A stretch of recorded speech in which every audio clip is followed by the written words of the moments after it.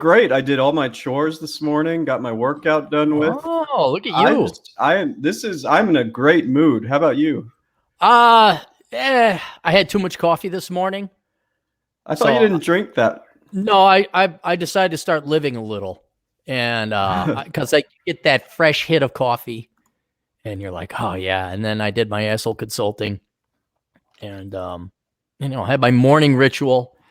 And the problem is like, I'm gonna have another one. I'm feeling pretty good. And then all of a sudden you're like shaking because you didn't eat anything. And so now I'm finally coming down off of the coffee fix and kind of a little. So I got my tea, had a little bit of food. You ever do energy drinks? I know they're terrible for you, but yeah, I used to regularly. That's where that Rooster Booster Light comes in, but I don't do it anymore now. I just get my coffee and that because I used to be a caffeine fiend. Yeah, and it's not. And now I don't need it, and I'm trying to calm down, trying to relax. So, but yeah, no. So now it's tea, mint tea. Cool. Antioxidants. Is it got antioxidants? Hell yeah, it does. Oh, it does? Oh, especially if you get green tea, it's even better. And jasmine. Yeah, I have this whole list of stuff that's good for like your health and anti-aging or antioxidants. It's green tea and carrots and what else? Olive oil. Olive oil's excellent. Olive oil. Really? You knew all this? Kinda. Like, do you ever eat hummus? It doesn't seem like hummus. Your thing. Yeah, hummus. You like that? I put teppanyaki in with the hummus. Yeah, and I got my low carb crackers. So good. You can eat it with carrots, like the low carb crackers. I mean, man, cucumbers. You get the cucumbers are great. Yeah. No, it's hard, but once you find out, oh yeah, you can eat this stuff. It's no carb. It's good for all your organs and your skin and all this. But I thought a lot of it was the GF, with theysay.com. Oh, yeah. Well, they say that if you stick your feet in mud on Tuesdays, it lowers your chances for diabetes. It's like, who said that? They? Well, who's they? Doctors? Which doctors? I don't know. I think we both look younger than our age would convey. Yes. Yes, we do. We do. Because, I don't know, we got good genes or something like that. My mom looks incredibly young. She's almost 70, and she looks like she's still in her 50s. She's very, very young looking. Now, I'm not lying. I keep saying, but no one listens to me. She was and still is to this day an oil of Olay. Your mom ever used that back in the day? Oil of Olay? Oil of Olay. I just remember the weird commercials, but I don't know. I don't think my mom uses that, but she looks pretty young too. Huge in the 70s and probably still around. And Ma used that. I just remember as a kid, she'd always put that on. And so I'm sure a lot of it is genetics, but if Oil of Olay, if they're still around, is looking for a spokeswoman, I mean, a true Ma, like, Aaron Clary's Ma wore this starting in 1971, and look at her 70 years young. But yeah, I think a lot of it is genetics. But yeah, thank God we look young. Someday we might look old enough that girls will want to approach us. It might happen. Yeah, I mean, heck, if I get some gray hair, maybe I'll be taken seriously in a professional sense from all these boomers that keep wanting to come into my office. They're gone. The boomers are gone. They're out of here. They are so irrelevant. Like, one year they were all in charge of everything, and now they're fucking gone. There's great. Nobody around.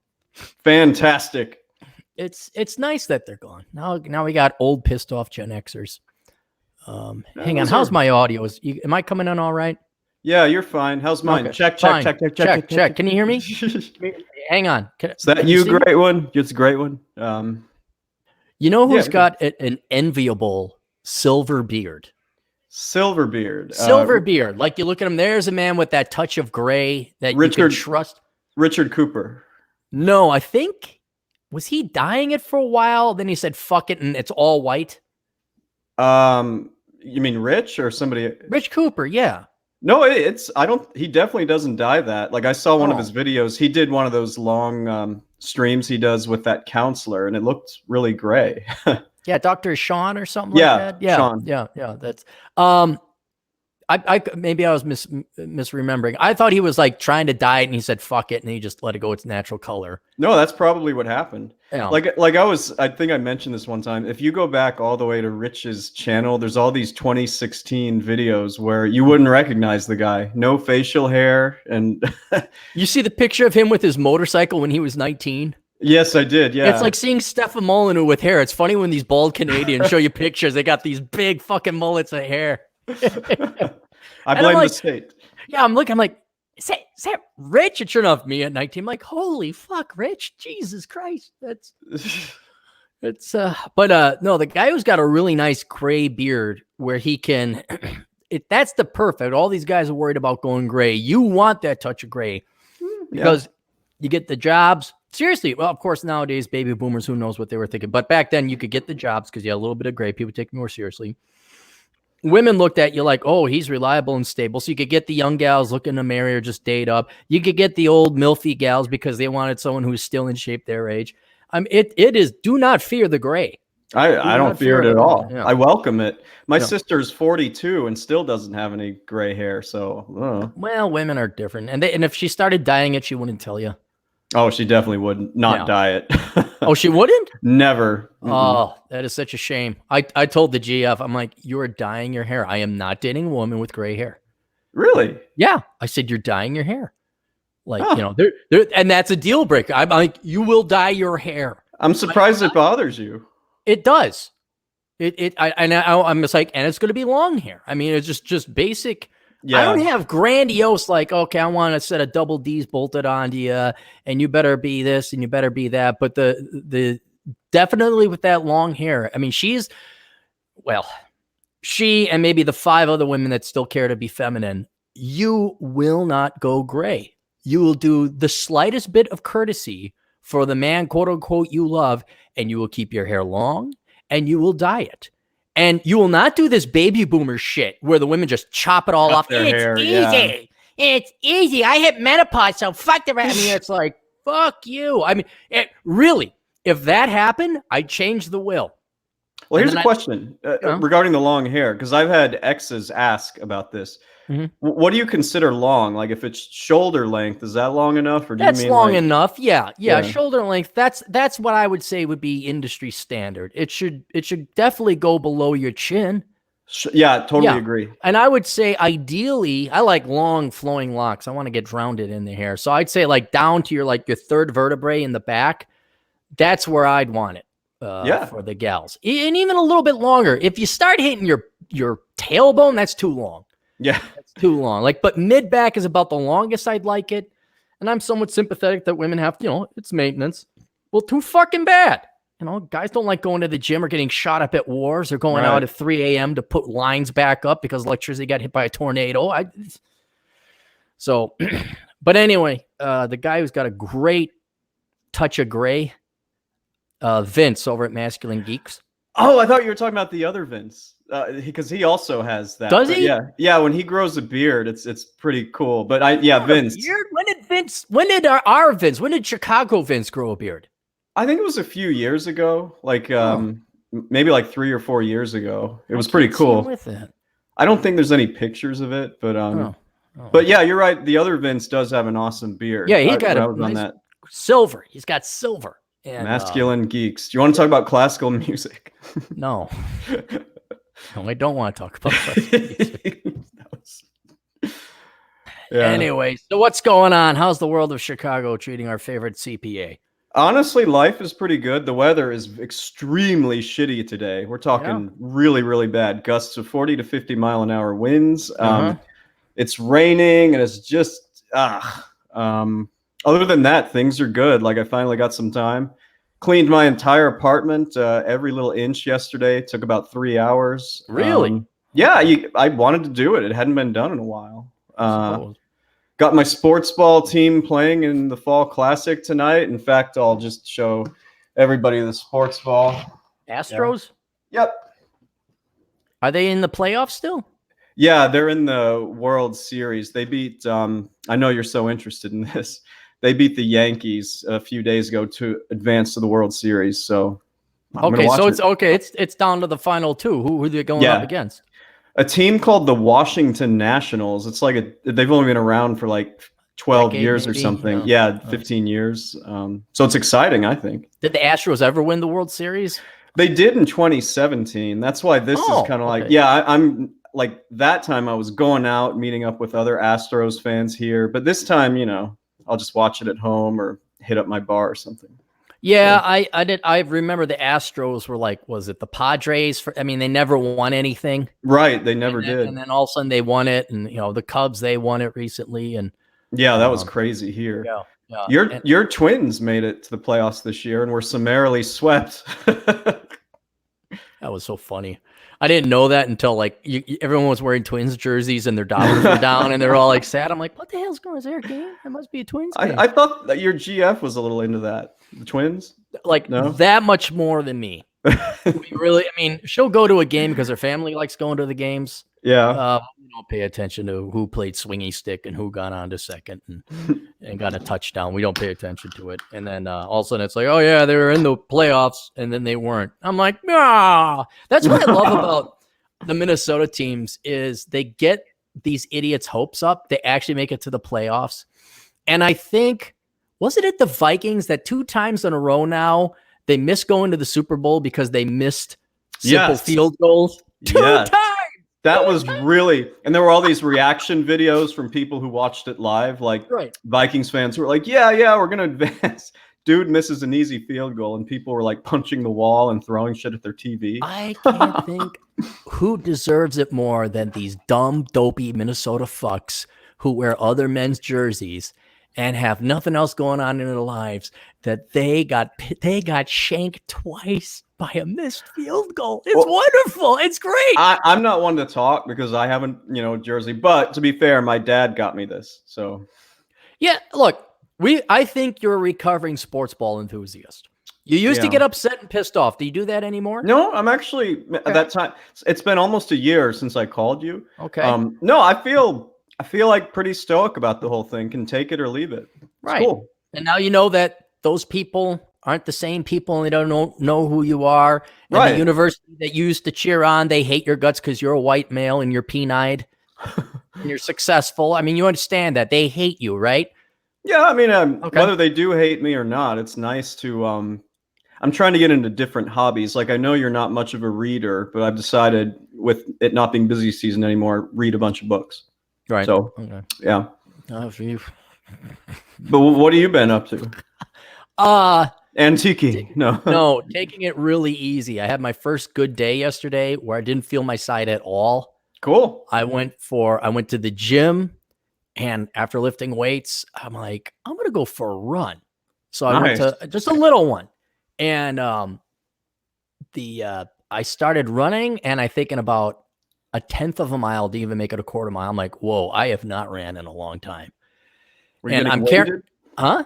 Oh, were you getting winded or? I was, because I've been walking a lot, just because that's more calm and meditative. But I haven't ran in a long time. I haven't ran in about a month and a half. Wow. And all of a sudden, this was just a little 2-mile jaunt, and I made it just fine. But I'm carrying about an extra 7-8 pounds. Really? And yeah, because I've been, you're freaked out. And so any little thing helps. Like, so I'd eat a Big Mac. Like, my diet went to hell because you needed any kind of positive thing in your life to get through that day. To make, if you're now, not to whine and continue it, but if you're facing death, it sucks. The prospect, the potential, and like, ugh. So I was eating, getting what, not any kind of fix, but eating what I wanted. If I didn't feel like running, I wouldn't run. If I didn't feel like working out, I wouldn't work out. Actually taking it easy and relaxing. And yeah, I've gained about 8 pounds, which is on my frame significant. And then just not running, your cardio goes down, especially for a month and a half. And so I can do it. I'm still in better shape than the average schleb out there. But it was like, whoa, we gotta get back into it. But I could run, I could work out, no side problems, no nothing. It wasn't until later on that I was driving in that evening that I started to feel something. And Have you had that? Was it a sonogram or ultrasound? The ultrasound. Yeah, you have that? Yeah, I had that, but the docs are so not worried. They're going to call me November 12th with my results. I'm like, okay, I guess you guys. It's just so what I'm thinking it is. I'm almost 85% sure now it's stress because I chilled out. I relaxed 2 or 3 days ago. It was Geronimo's birthday. Geronimo turned the big 3. And people brought other little children that are not well behaved, immediately started feeling my side. And I'm like stepping outside to like check phone the third time. And so you're 85% sure it's related to stress. I'm 100% sure it's related to stress. You could, but remember our drinking days now over at I mean, you can't discount it. There's still gotta be that. But yeah, it was like yesterday, no driving, no commuting, no screaming kids, just relaxing, even playing video games. And cool. So, but you have something called conversion disorder. Google it sometime. What's conversion disorder? It's basically now everybody wants to know. Well, when you're stressed on a daily basis, and sometimes it's just overwhelming you, whatever it is, your body it all sort of pulls into one place, and that's called a conversion disorder. Like I had something like that with my neck a few years ago. I was so stressed out about tax season and people, and of course I was dating schmookums. Well, that right, yeah, of course, right. So that all your stress goes to one part of your body, and it just settles there. And then when you're not stressed, it kind of relaxes. Dissipates away. Yeah. No, this could be it. And I'll tell you the other thing is it feeds on itself. So you really got to meditate yourself out of it. You really got to be a stoic. It's a downward feedback loop. It's bad. Yeah, it's bad. So here it is, says from the Mayo Clinic. A functional neurologic disorder is a newer and broader term that includes what some people call conversion disorder, feature nervous system symptoms that can't be explained by a neurological disease or other medical condition. However, the symptoms are real and cause significant distress or problems functioning. Signs and symptoms vary depending on the type of functional neurological disorder and may include specific patterns. Typically, the disorders affect your movement or your senses, such as the ability to walk, swallow, or hear. Booty boo, booty boo. Yeah, so it takes... it basically takes a physical or biophysiological manifestation when it's psychological. Yeah. And it's annoying when you go to the doctor because kind of like in your case, they really didn't see anything wrong. They saw nothing. Yeah. So when you mention stress, and I don't blame them for this, they're like, I believe this is stress. There's no other reason. No, that it is. But now it's, I gotta be real gentle, real gingerly, not driving when it's rush hour, even in the eastern burbs of the metro, there's still traffic. I got to make sure kids aren't around and just chilling the fuck out. But otherwise, yeah, that's how it's going on over here in Cappy World. Cool. There's nothing. There's shit going on today. There's nothing. That's I gotta write. That's what I want to do. And I'm glad I got this so I can procrastinate my writing because I don't want to write, but I gotta write. Should we tackle some super chats? Yeah, let's do that. And then I got some articles if people don't have a lot of super chats. We can make this a short and quick one if we want, as we always get. And that's usually when all of a sudden it lasts 5 hours. But we got nothing else to do. Yeah, we got Cynic and Chief. Go ahead there, Chad. Cynic and Chief says, "Wow, Cappy is up before noon. Was he in bed by 8 for $2? I thought you wake up at 6 or 7 a.m. 7 a.m. I've been getting up regularly because I'm going to bed at 10. Yeah. 10:15. I've been meaning to ask you about this. I'm really struggling with that now that I have free time. I stay up too late. How do you resist the temptation of other stuff you can do up until midnight, whether you're surfing the internet or playing video games? Take a sleeping pill. Is that what that's what because if without sleeping pills or melatonin, and certainly without booze, I would regularly go till 3, 4, even 5 a.m. Wow. And it's great if you go, I'd go to Perkins and write. I go grocery shopping at night. But it's not good for your long-term mental health because it's dark. You don't see the sun. You don't see people. You sleep till noon. You're not on the synchronization with everybody else. And even though it's normie-conforming inferior land, that's where the people are. Yeah. So it's okay to run it. You're going to college or you're just trying to get out of poverty or whatever. But after a while, it just started fucking with my mind, especially that no sun shit. Yeah. And so I take melatonin and I'd occasionally use a sleeping pill. And now I take 2 melatonin pills and half a sleeping pill. Are they 5 milligrams or, 5. Yeah. That's probably the highest dose of a single pill you can get. Because there's milligram. There's 5. There's 2 milligram pills and 1 milligram pills. So you're probably on the strongest one. Right, the melatonin pills? Yeah. Yeah, I take 2 5-milligram pills. And then I take half a sleeping pill. I take it about an hour or two before I want to go to bed. And then by 10 o'clock, 10:30, you can't even fight. You're like, I'm going to go to bed. I should try that. Give it a shot. The only problem is you feel like you're giving up a bit of yourself. Like Aaron Clary would stay up till 3 a.m. and do it. And it's kind of like this. I know this doesn't make any sense, but it's like this admission of defeat. It's like the rest of the world ain't coming with me. I guess I got to join you guys.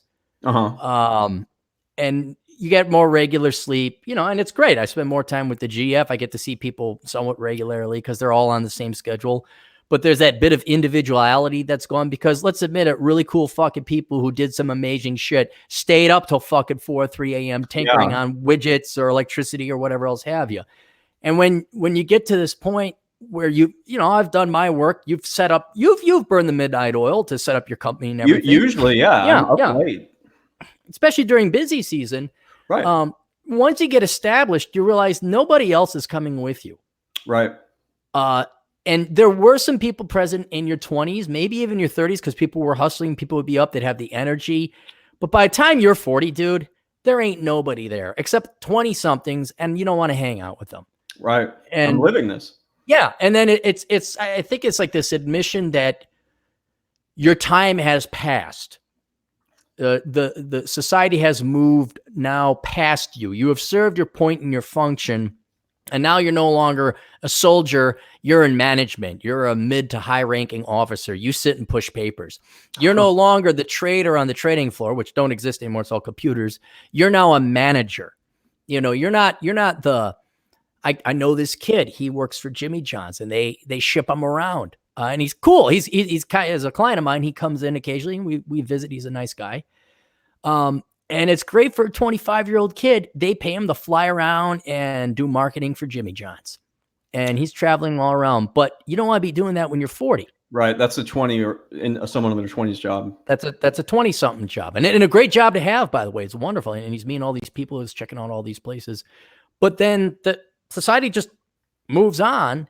And it's like, well, you could stay up and be like Edison or Tesla or whoever else stayed up really late at night. But you're going to start paying a price. And that is you're going to miss out on the rest of society. And for what? You've already built your empire. You've already become established. It's like, well, what, do I want to bang out another book in another 3 months? Or can I just maybe take 6 months and have a normal life? Well, not to harp on this, but this is what really, really, really makes it hard for me to go to bed at a reasonable hour. There's like so many things I want to read, like on the internet or just books. And there's so many shows I want to check out. There's almost like too much entertainment. So when it's time for me to think about going to sleep, I'm trying to cram in like all these things I want to check out before I go to sleep. Why don't you listen to podcasts or books before you go to bed? I do. Okay. Like you name the type of entertainment, and I just want to gobble it all up. Say it's 11 o'clock, like last night. All right. I'm starting to get a little tired, but I found something on Netflix I wanted to watch. Fuck it. I'm going to stay up till 12 or 1, and I need to make myself not do that. I need to cycle better. You have to do it. Now, pot calling the kettle black right here.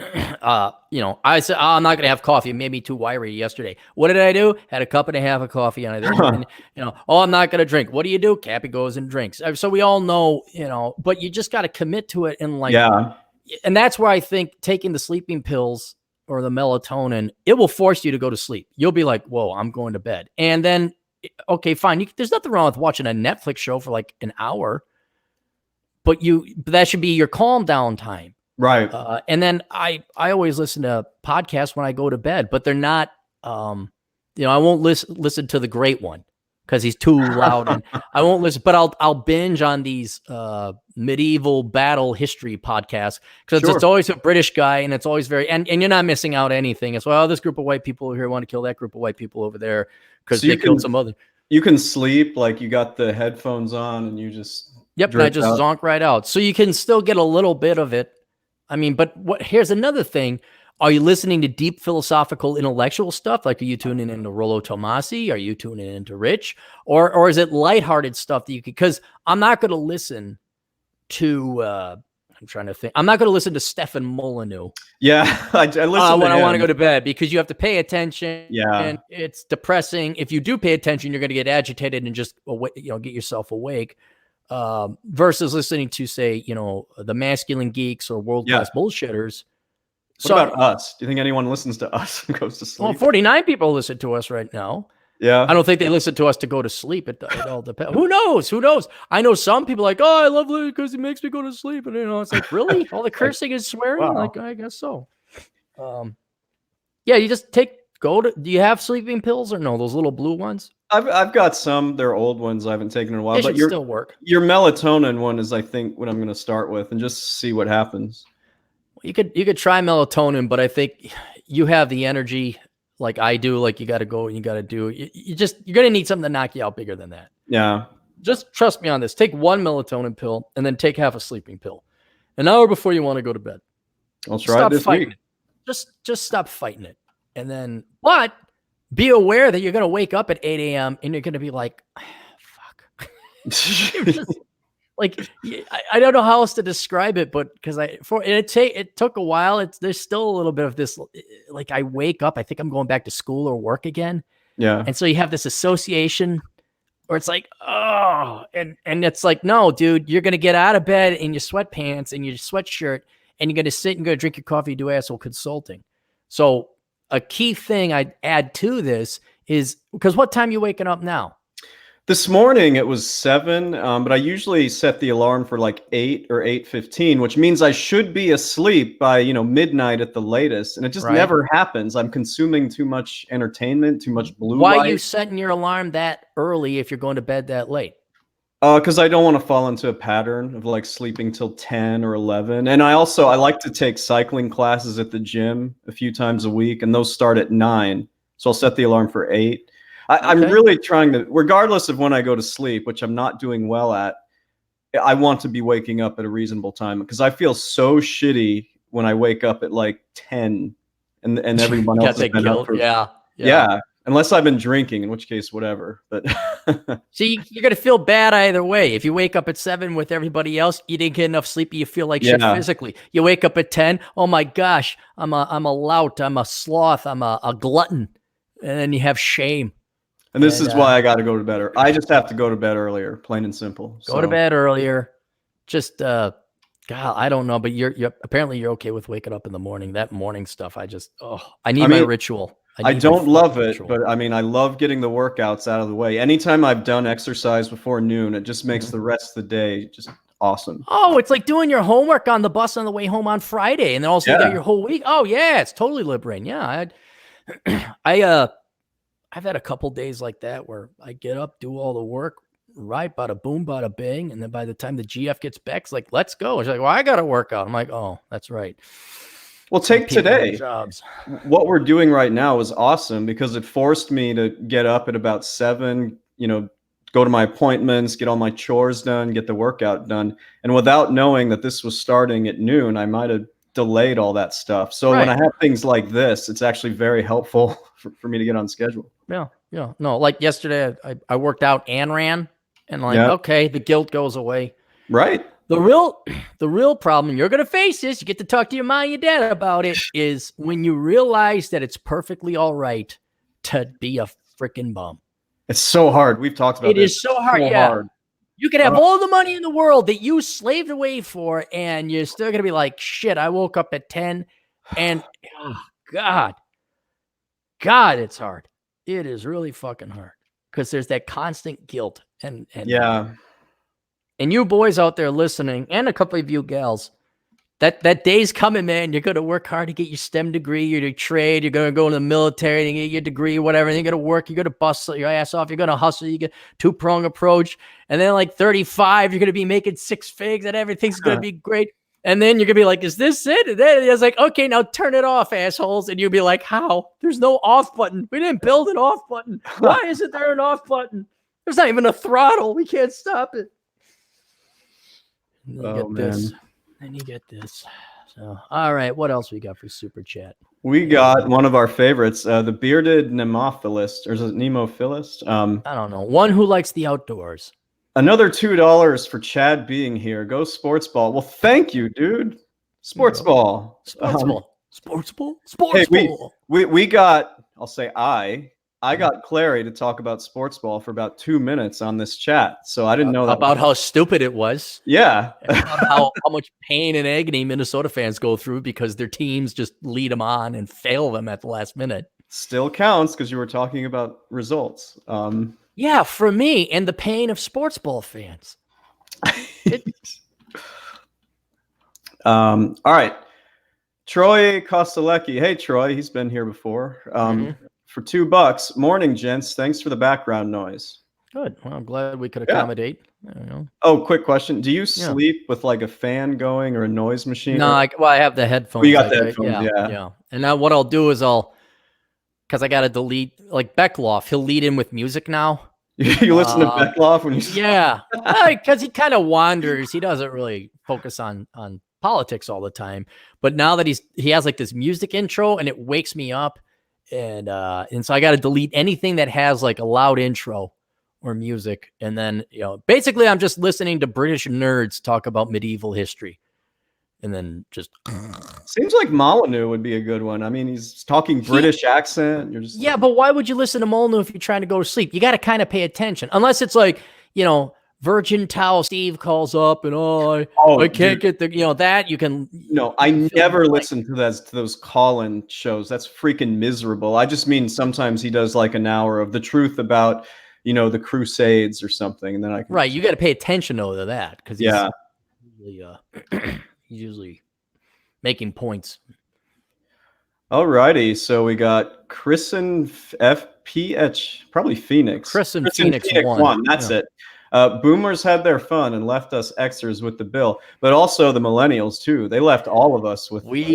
As long as we got the world's reserve currency, Gen X might get a social security check and die, and it'll be on the back of the millennials or Gen Z. So it might happen. It might happen. Long as China doesn't get its shit together, long as Russia and Brazil or any large economy doesn't get any better than the U.S. or less corrupt, I think we're going to be all right. I think we're going to collect our checks.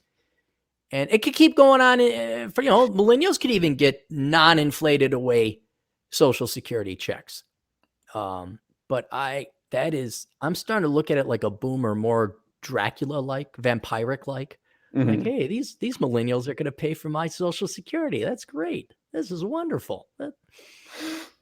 So I don't know if we're even going to pay the bill. So one cool thing about being self-employed, especially under the structure that both you and I have, is it limits what we put in for Social Security. Yes, that corporate structure does. Yes. Love that. I love that. Love it. It's not all the money in the world, but it does save. It's worth it. Yeah, it's worth setting up that corporate structure there. Yep, absolutely. Ahmed, he's back. Oh, you're how to know if you owe the IRS money for $1.99. Wait for them to send you a letter that says, "Hey, you got to pay us with this interest, or we'll take your house." They'll let you know. Oh, hey, all right. This is I won't mention his. Oh wait, he is mentioned. Not Beckloff. Fran. Bernard would mention his name, so I can mention Fran's in the chat room. I haven't seen Fran in a while. It's good. He kind of comes and goes. Pianist of Philadelphia? Yeah, he's a pianist in Philadelphia. Okay. He's a good one, too. He plays around. So, cool guy. This is when you don't want to be conversion disorder? What? Oh, that was when we were talking about, religious conversion. Oh. I mean, I don't really get it either. Where is that? I can't find him in the chat. Philadelphia? Oh, I found it. Yeah. Yeah, that's Fran. Yeah. So Ahmed, if you think you owe money, just give him a call. I thought you were Canadian for some reason. Huh. All right, who's next? The bearded nemophilist. Get back to work. Get back to Earth. Gonna both enjoy the show and get paid. There you go. Yeah. Glad he can do that. Holy shit. Yeah, I was going to see it. Did you see George? This? Jesus, George. Thanks, man. Thanks, dude. $20 Canadian. Oh, we'll post up his other stuff. Cappy turning in an old man by going to bed that early. Yep. I think that's all he put in the chat, but we'll keep an eye out. Well, thanks, George. I appreciate you. Yeah, man. Thanks a lot. That's Noah. Noah. Good buddy Noah. If you had to survive the apocalypse with a group of people, would it be people from Wyoming or Minnesota? That's one for you, because I have no idea. I hate to say this. It also depends on do I get to choose, but I would choose Minnesotans. Really? Yeah. That's how bad Wyomingians are. See, there are some Minnesotans who shoot guns, who were ex-military, who aren't a bunch of dipshits. And if you did a percentage of the population, yes, they're the minority, but there are even fewer, lower percentage of the population in Wyoming that you can rely on. Wyoming people, they're just dumb. They're just dumb. I've been to like 42 states, but I've never been to Wyoming. Never gone through it. Well, you got a client that lives over on the west side. True. That's the side I go visit. You know, it's beautiful. Go visit Grand Tetons. Go visit Yellowstone. I even do Bighorn. Did you tell me you thought Yellowstone was a little overrated? Because that's where I really want to go. Yeah, Yellowstone's overrated. Because it's still very pretty. It's very unique because of all the volcanic activity. Yeah. And I did some serious hiking in the canyons that they have there. But it really was a letdown when I went there. Grand Tetons is much more pretty. Heck, even driving around the Bitterroot Mountains, which isn't a national park, is prettier. But yeah, I would. If you're going to go to Grand Tetons, it shares a border. It's right next to Yellowstone, so you might as well drive up in there. Plus, you're right. I've got a client there who I could talk to. Yeah, crash over on the couch, whatever. I'd love it if you showed up too, because I might drive out. I'm going to fly out to Vegas, grab the car, do a loop, and visit everybody. Cool. Because I've realized people just aren't going to visit me. It's not going to happen. I got to go to them. So I want to have it. Yeah, I know you and Glorious Carl and a handful of other people have, but it's so few. And so I just realized the reality is, instead of me banging my head against the wall, I got to go out to these people. And, so I'm going to do Cappy's going to be doing a big tour. And I'm just going to visit and stop in and say hi to folk. You're not going through northern New Mexico, are you? Or is it just... yeah. No, your folks are on. Yeah. Well, what I'm going to do is fly out probably November, go to the Southern Command, grab the car, and I'm going to go up north, going to visit Atham. I'm going to go up and visit a buddy of mine in Salem. Then the GF and I are going to avoid Portland, and we're going to shoot out to 101, and I'm going to show her with a 101, and then we're going to go into Tacoma and visit my lawyer who hates me and loves the GF. Then she'll probably fly out of SeaTac back to the Twin Cities because she's got a job. And then I'm going to continue on the trek, go visit. Hopefully I'm going to see John Steele. Hopefully I'll finally get to meet the John Steele. But, he goes ghost, man. He'll just go ghost. And I've been no more than 20 miles generally from where he says he is. And then you can't find him. We'll go visit TJ Martinell. Yeah. Then I'm going to visit a buddy of mine. Oh, your future wife that I was going to set you up with, who moved to Coeur d'Alene. You guys remember Jarvis the dog, my buddy Jarvis, the little French bulldog that I did some asshole consulting with? Yes, I remember that now, yeah. My buddy who lived in Rapid City, I was going to set you up with her. Yes. Yes, she has moved to Coeur d'Alene, which is right on the main highway there. So I'll stop and say hi to her. Then I'll probably go visit our buddy in common in Wyoming. Visit DT in Rapid City. Then back home. And then after Christmas, I'm going to drive back out and do the Southern people. So I'm going to visit DT again, visit the great one for Collins, Denver Ben in Denver, your folks over in New Mexico, Albuquerque Adam, then Tucson, visit Chaplain Dave, my buddy Con in Phoenix, and then back to Vegas and then chill out there for a week or two and then fly back. It's good timing. Like my folks will be in New Mexico by then because they're going to Oregon for like a month over the holidays. And then I know I just booked my plane ticket and I'm like, They bought a house too, right? A condo, yeah. A condo, okay. Nobody listens to Clary. No one listens to Clary. Could have had great hotels for the rest of their days until that kid turned 18. Oh, we got to get a house and pay more taxes. It's actually kind of good for me because my sister and brother-in-law live about 2 or 3 miles from where my parents bought the condo. So I can split up where I stay depending on what kind of mood I'm in. Dude. Well, and here's another thing. You're near Portland, right? Or is it Portland proper? It's Portland proper. It's on the southeast side of Portland. Imagine with that condo, because your folks aren't going to be there. You could go there anytime you want, right? Right, yeah. But I mean, if I go there, I would just hang with my sister, I think. I know, but you have this place yourself. Imagine all the hairy pussy and the hairy armpit trim you can get and bring back. All the typhus and oh yeah, man, and the purple-haired trans lesbian poetry, dude. You can get some tail. It's like what Terrence Pop says, gonorrhea. No. I don't even know if I wouldn't be surprised if there aren't any STD. Like the STD problem in Portland is that bad because everybody's so ugly, nobody wants to fuck. Like the needle drugs, those are probably rampant because drugs are all over the place. I guarantee they're all that. over downtown. Yeah. Like it's not as bad as San Fran, but you get the same type of people downtown. Right. But I'd be surprised if herpes was that high because like, well, who wants to fuck a Portlandian? It's like, ugh. Whenever I go there, I'm just hanging out with my family. I do no socializing. We should start a show called Who Wants to Fuck a Portlandian? Her name is Tina. She's 300 pounds and has her master's degree in education and diversity. Actually, if you're still around, it would be fun to stream again when I'm up there. We could. Yeah, we could do it. No, I'll be around. I got my travel mic and everything with me. So cool. All right. Hey, here's our favorite Marine, Nonstop Dre 360. Nonstop Dre 360. Morning, gents. Thanks for the background noise. Wow, we really provide that for people. Background noise. Who knew? What did he do? He made trillions of dollars worth of GDP in background noise. Forget his books. Nick Shoelander, $1.99. What's up, man? Good morning, gents. Well, it's actually afternoon here, but thank you again. Yeah, well, he's over on the West Coast. I got to visit Nick too. Because he's over Pacific. Oh, we got to visit Bacon. I got to visit Bacon. Y'all had like Seattle. You got so many people you could see. There's a lot of people out there. There's a guy called Aaron and Leif, the genetic experiment gone right. So maybe I should do a meetup because there's a lot of cool guys in Seattle. So we'll probably do that. And you can find Nick Shoelander at nickshoelander.com for all your digital marketing needs.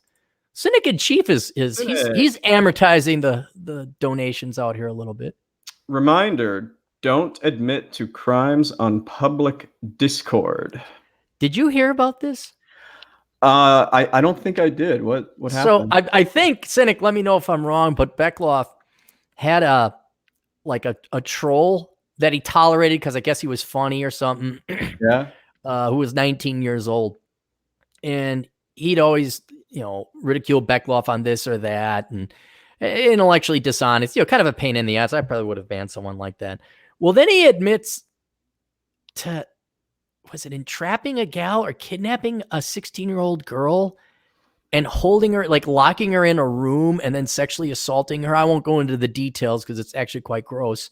And I think he admitted it on the Discord. And now he's arrested. And now, who knew that kidnapping and sexual assault was bad? You shouldn't do it. So I think that's what Cynic is referring to. And I mean, it's funny on the face of it, but man, that is just wrong and creepy where you kidnap someone and sexually, I mean, it's just that, if it's true, which he admitted, I guess, you're not going to find anyone saying, oh yeah, that's me tooing. It's like, no, get that fucker, kill him. It's just, I don't want those people around. So I could be wrong, but I think that's what Cynic is referring to. Mm-hmm. All right. Is that the last? Oh no, we got more. We got your boy Ahmed. My buddy Ahmed. He's back again. Guess who's back? Tell a friend. $1.99 is taking basic accounting classes at a community college useful? Yes. It's always. Well, I mean, you want to, if he's going to go into business or pursue some kind of field where you need to know accounting, if it's cheap, I don't think it's that bad to learn accounting. I mean, it depends on what his career is. If it's going to be going into programming, I don't see why he'd spend the money on accounting classes because you can learn it for free. Yeah, in that case, you wouldn't. I thought this was on a certain business path. Yeah, but if he's majoring in business, well, one, you should be majoring in accounting or IT, so it better be IT. And getting a minor in accounting would certainly help. Yeah, they're not a wait. If you got to fill credits with something, sure, accounting classes, yeah, go ahead. That's a very handy skill to have for everybody. Yeah, you can know how to keep your books and all that stuff. It's always useful. This isn't a super chat, but Sast One Too Many always says Chad Elkins, celebrity hunk, whenever I come on. So I just wanted to give a shout out. Thank you for that. Well, Sass, start tucking some dollar bills and old Elkins string there. I appreciate the compliment. All right, so Dre again for $2. Do you know people who work in computer science? Don't we have some people in the chat here who do? Or yeah, Cynic in Chief does. Yeah. I know my IT guy does, and his buddy, who I've become associated friends with, he does. I have my fair IT geniuses. Or there's another one. Were you there? This was last whenever we were on the Masculine Geek. There was some other guy there who was. Oh yeah, Tim. Yep, Tim is. Yep. Yeah, no, I know people. I got peeps. Yeah, my posse. Nick again. For $1.99, people are so thirsty that they will fuck anything. Yeah, I can't say I disagree from what I see around here. Yeah, I don't know. Do we want to go into that again? Nah, it's old hat. I'm coming up with a series called Red Pill Frontiers, where it gets to the frontier of new thought on the red pill, like consequential. Like, okay, you've made it through this. Now we're here at the new frontiers, and what's after this. And it's really interesting. There's not a lot. You're going to do this? You're going to start? Yeah, there's a couple items, kind of the red pill frontier where, somebody who's 17, 18, just getting into this. Yeah, you should learn about thirsty betas. You should learn about beta orbiters. You should learn all the 101 stuff. But then for people more my age, the Rich Coopers and the, what's his name? The other Italian, Tomasi's. Rollo. Guys in the 30s and 40s where you've gotten, like, okay, now what? And you could kind of see this with Roosh, where he's gone God pill, so he's gone off on that adventure. Yeah. And I'm interested to see what happened. Adam Piggott, same thing. He's been talking about religion. Did you listen to that podcast by the Great One? When was this? I linked to it 3-4 days ago. He had a hell of a very dark and depressing, like. Yeah, he called it sterile humans because you're sterile, effectively. You're sterilized. You're not going to have kids. Well, I saw The Joker on Friday, so I don't need any more like depressing stuff. Oh, okay. Well, maybe give this a rest. Where do we find that? Sinlibsoch.com. And again, warning, very crass, racist, sexist, all that other stuff. You said you linked that somewhere. I just want to get it. Yeah, let me hang on. I'll pull it up. You know what? I'll put it in the chat. Yeah, because I'll check that out. Sinlibsoch. And this is it, because he's older than me, and he's never been married and played it right, and he's by all means successful. But you get to this point. The dead ends and destruction of a sterile life. He basically goes through like, this is what you can expect, and he leads with, we're going to talk about a problem that I have, most other people are going to have, especially if you do this right. So I put it in the chat room there. And he quotes me, he says, and like Aaron Clary says, there is no solution. And so people were like, dude, I'm 5 minutes into this and I can't take it. It's so depressing. But it's true. It's like everyone's standing looking at the abyss. He goes right up to it and gets his nose in it. Yeah, I see the link here. So you really think it's worth checking out? I think it's worth checking out because what it ultimately does is point out that you're finite. And after you do all this red pill stuff, and after you regain your masculinity, and we're not talking, how do I get the girls? We're not talking this basic bitch shit. We're talking like your advanced doctorate. You're doing research at the Institute of Red Pill or whatever you want to call it. Mm-hmm. Inevitably, it's like, okay, we're going to die. Where are we all going? And he makes the sad point that, okay, women have been taken off the table for the vast majority of men.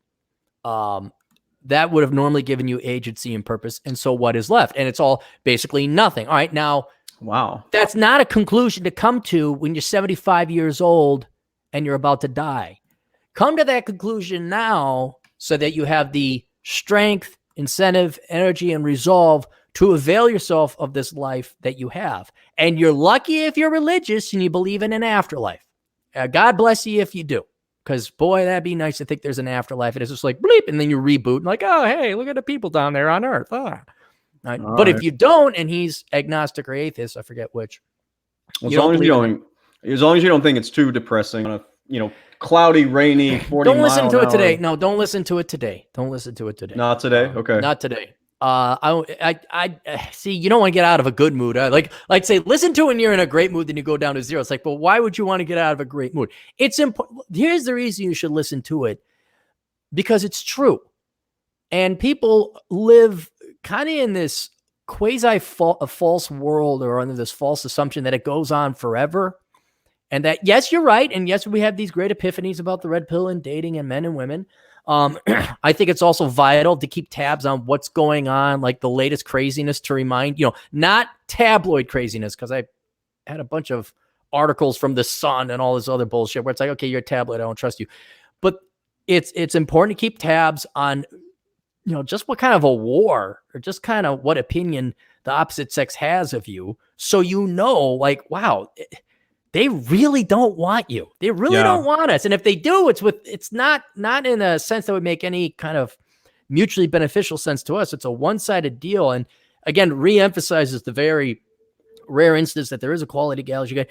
After all that bullshit, okay, operating from the principle, about 90% of you fuckers aren't going to get married or find a long-term steady girlfriend. Okay? What do you do? And how do you avail and take advantage of the right? And how do you accept that? Like, yeah, you're going to die. That's already hard enough to accept. How do you accept that what has traditionally been a birthright for guys going back, whatever, thousands of years, who knows? That's done. That's gone. Right? And getting over it and now focusing on yourself. And with the added urgency, hey, you better go fucking do something before it's all dead and done and over. And so I think that is where the frontier is, where, okay, you've done all this, and there's a couple things. There's not a lot. It's not going to be like feminism or women's studies, where they constantly create more minutia and bullshit to advance. Oh, I have to do a doctorate on something new, and cross-sectionality and all this crap. I mean, there's no meat left on that bone, but they'll go to the marrow. They'll grind up the bones. They'll create whole things out of whole cloth in women's studies. The social sciences in general are at this point where there's no new ideas. Now it's just all bullshit. I think there's a couple legitimate, good, deep, heavy philosophical ideas that need to be investigated, researched, explored. Roosh is doing his own journey and all that. And I have a couple ideas, because let's face it, me, Roosh, Rolo, I'd say Pop, especially, you to a certain extent with your entrepreneurship. We were the satellites. We're like the Voyager 1 and 2. We were all sent out in different directions in the solar system. And it's like, okay, great. You got past Pluto. You got past Neptune, depending on the orbits. Well, here's this other shit that you didn't think about in this universe. And we got to report back and say, okay, so once you get here, then the next step is this. And now that we've resolved, I'd say, all concrete items, things that most people are not. I mean, what percentage of the people get self-employed and technically don't have to work? What percentage of the people get to the point where it's like, I feel bad about myself if I wake up at 10, even though I got the money and I have no debt. I mean, that's such a few, but there's going to be an increasing percentage of people who do get there because they followed our advice. They avoided the mistakes we did, and they're going to get to this point at 30, 31, 32 instead of 40, 41, 42. And they're going to even have a longer life remaining to figure out, what do I do existentially with my life? And so I think that's where we got to, the final thing, the final frontier, we research it, we report back and say, look, there may not be an answer, as the great one figured out. So I'm looking at this pioneering type of thought and philosophy, so that once you get out of the solar system of the red pill, all right, what's next? And there could be nothing. And then at that point, I think we've written and documented and chronicled everything that could be documented about this study, and then we move on. And then, it's updated by new people, but that body of study has been concluded. And unlike feminists and women's studies and all the social science people who just fucking beat a dead horse. We move on and avail ourselves of our life. But it's one of those things that inspired me to write this frontier idea. But listen to it so it prompts you and kicks you in your ass. And what it helped me do, maybe it'll help you do it, is like actually relax. I'm only about 15% successful so far, but I have calmed down. There has been progress. Some you might want to listen to there because, dude, do you want to do busy season all the time? And how pissed off were you with all the dipshits that call in October 15th at noon with a crisis? I'm still thinking about this, but there are going to be changes this year. A number of clients are going somewhere else because I won't do it anymore. Right. So, and I'm going to do this. Yeah. Whoops. Right. And you should have fun and relax, Yeah, I'm working on it. I mean, days like today are great because I really don't have anything to do. There's not any annoying emails, and all the chores and stuff are out of the way. So even if it's a bad weather day, there's stuff I can read, get on the computer. Right. Right. The trick is to do it without guilt. Right. Yeah. Yeah. And another thing I've found is you need something to look forward to. Like you need a project, like the kid's 3rd birthday. That it gets you through the next couple of days. You got something to look forward to, but then you got to replace it with something. So even things like joining the Moose Club, I might join the Moose Lodge. I don't know if you know the Moose. I do. Yeah. Yeah. So, I mean, what do they do? Okay. They have pizza night and they have beanbag night and they have that night. Okay, let's go. But it's something to look forward to. The Stoics Club. I go to the Stoics Club in the Twin Cities. That's another thing where it's like, okay, you either have given up on chasing a wife, or you statistically thrown in the towel, or you may have an actual wife or a long-term girlfriend. It still doesn't answer or solve or address or satiate your desire for intellectual stimulation with comrades, with friends, with colleagues. And so that's but that's the type of stuff. All right, good old Ahmed again. Well, did we get to? Oh, yeah, we did. Yeah. Okay, yeah. Sorry. Aaron Bacon, Nick, get Mexican food. Do you like Mexican food? Dude, I love Mexican food. Oh, dude, I could eat Asian. Mexican food is the best, though. Oh man, I love it. Well, I like Tex-Mex. I love Tex-Mex is great too. Yeah, but it's all carbs and it is. Yeah, it's not great for you. I'm on day 3 of no carbs or very little carbs. And are you doing that to take off some of that weight you said you gained? Or the problem is, yesterday was very helpful because it's like, okay, I can run and not feel anything. I can lift weights and all that. But if I can't run 6 miles a day, if I can't do my standard 6 miles every other day, and the gym, like all of a sudden my side starts acting up, let's say it actually is something physical, I'm going to have to really focus on the diet, or I'm going to have to really focus on weights, because the weights don't bother me at all. Nothing happens to me when I do the weights. It's a cardio and walking and hiking. So it is now I got to focus on the diet. But yeah, I almost wish the GF would die, because then I would just pig out and become a fat slob. I would so eat Mexican food and Asian food. No, I don't wish her to die, but that would be a pretty good fringe benefit if she did all the Mexican food Cappy could ever want to eat. You know how fun that would be? We get Bacon, Nick, and Ahmed. We all go out and get some Mexican food. Well, if you had gotten bad news about that health scare, hey, you can do whatever you want at that point. Well, that's why I was eating for shit. I'd have sushi and McDonald's and sushi's good. It's not bad for you. I got a bunch of rice. Carbs, yeah. Yeah. No, it's here's something fun. You go back 2 years ago, maybe 2.5, maybe even 3, time flies. Take a look at some of my videos. You'll see a very trim and chiseled looking Cappy compared to now. I don't see a difference now. No, that's because I slowly got into it. You go back and you'll be like, oh my God. Because I did it. I was like, holy shit, did I gain weight? Sneaks up on you, man. Sneaks up on you. All right. Rob is the always 1099 superior race. So awesome with these, Rob. That's so cool. 1099er here, going to leave North Carolina in 3 years and move out west just to get on Cappy's road trip visits. If he's in North Carolina, where are you, Rob? Are you over in Raleigh? Because I do visit Raleigh regularly. We'll see if he responds down there. I got to make a flight out there because I got my buddy in Raleigh, and there's some really cool dudes and dudettes in Raleigh. Some really great. There's this guy who races Corvettes. He's just a really cool guy. And then Glorious Carl is out in North Carolina. That's right. He moved. Yeah, and I haven't seen him in years. I should give him a call today. Make sure he's doing all. Nick, for $1.99, when are you doing the Seattle trip? I'm usually in East Washington. I think he goes to college in does he go to East Spokane Washington. for college? Oh, okay. Or Pullman. He might go to Washington State, but the school took Nick in? He got accepted. I mean, good for Nick. Yeah, good. Oh, yeah, Nick. Yeah. Oh, Rob says he does live in Raleigh. Okay, yeah. So good. I'll have to. Yeah, well, if I come to Raleigh, I'll probably do a meetup. When is the trip? It will be. We're probably going to fly out mid-November, chill out in Vegas for a bit, drive up. So it'd be late November, and then I'm going to spend, a day or two with everybody. I really want to spend time with my friends. That's really what it boils down to. And there's just no other way. I got to go out to them. So it's going to be Cappy Appleseed traveling around the United States.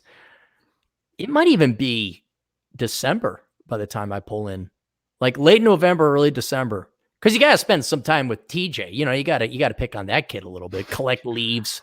Man, those guys were. That was my first time on the Masculine Geek. Yeah, those guys just go after TJ like you wouldn't believe. Oh yeah, no, everybody goes after TJ because they like him, but he's such a nice guy. He's like he was like you or me or any other guy back when we were in our 20s. We were innocent, nice and naive. We were good spirited, and it's just like, dude, we got to kick that out of you because the girls are gonna butcher you.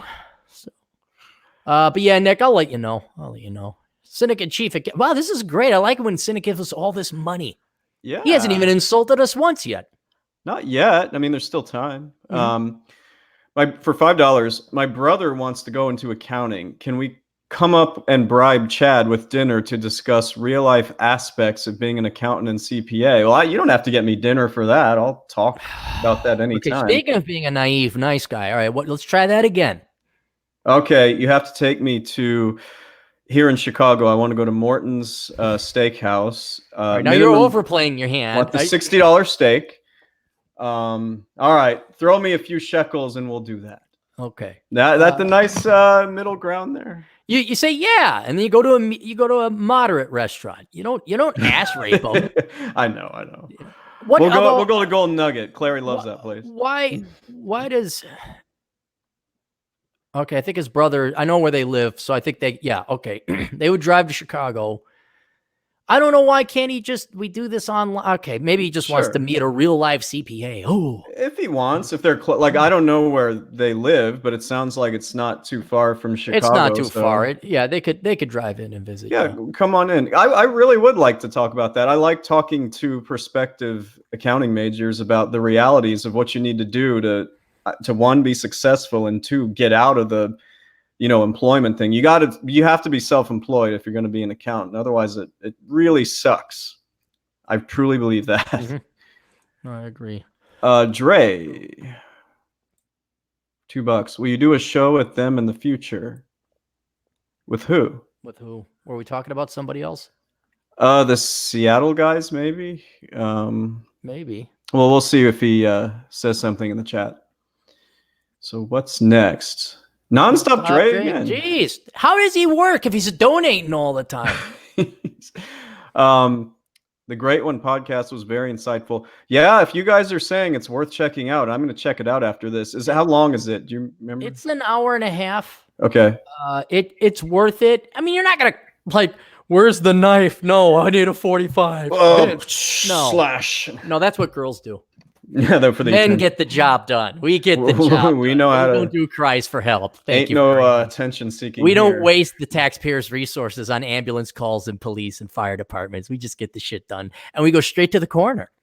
I think he's dead. I think it's a gunshot wound. Mm-hmm. Smith and Wesson on that one. Okay, Ahmed again for $4.99. Aaron and Chad, if you could redo your life, what would you do? Invest early, major in CS like me, date more, etc. Chad, you're so vanilla. There's things I could tell you guys. Yeah, he got to third base one time after dating a girl a month and a half. You look out for this wild dog over here. Tell you.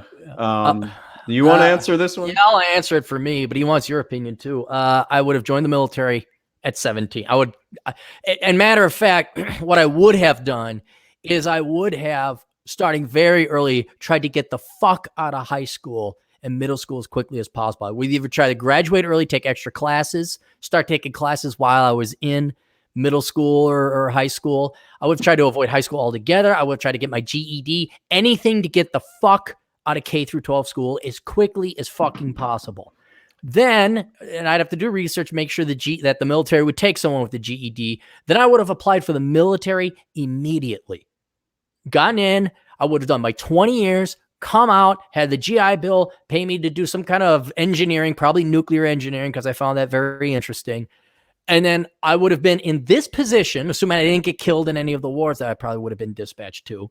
I would stay in the reserves for the camaraderie.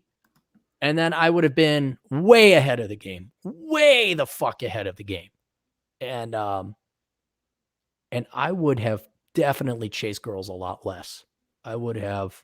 So that was going to be one of my answers. Yeah, I would have totally, had it been available, I would have binged on the red pill. God, boys are so lucky to have it today. So sad. For real. Yeah, because it wasn't around. Yeah. Wasn't around. We had divorced baby boomer women from the 70s and 80s telling us that women were great and we should be a nice gentleman, blah, blah, blah, blah, blah, sensitive 90s crap. Yeah. I would have red pilled the fuck up, and I would have worked out a lot earlier. I wouldn't just have done cardio, and I would have ridden motorcycles a lot earlier. And that's basically, and I would have been 4 or 5 times ahead of where I am today with a lot less stress. Mm-hmm. Well, I'll start with the one that you said, and then I have one or two more. I would not have spent all this energy, time, effort, and even money on going after women when I was in my 20s and like early 30s. Because I look back on that, and even when you succeeded and got what you wanted, like it's totally empty, and it's not worth it. It's not worth it. Like I could have been so much more productive or enjoyed more things. You know what? Go ahead. I was going to ask you, what percentage of the dates did you even have fun on? Versus like it felt like a goddamn job interview and you're pulling teeth. And you're the only I'm glad one you asked that. No, you know what I was about to say? I heard this the other day, or I read it maybe. For us guys, no matter what activity we're doing for a date, it's never really that fun. Like it's something that we have to do to get laid or to meet a woman or whatever. Whereas for the vast majority of women, they love that shit. Like to them, it's like an ego boost, and they're being catered to. Right. They're getting to do what they want to do. Yeah. Yeah, it's work. And I shouldn't have done that much in my 20s, frankly. I mean, I had some relationships, but when I wasn't in them, I was like, all right, what are we doing at happy hour today? I'll invite this, that. Man, what a waste. Yep. So then what else would you have done? Professionally, I really wish, I love where I am right now. You guys have heard all about it. I wish I had gotten the ball rolling on that way sooner.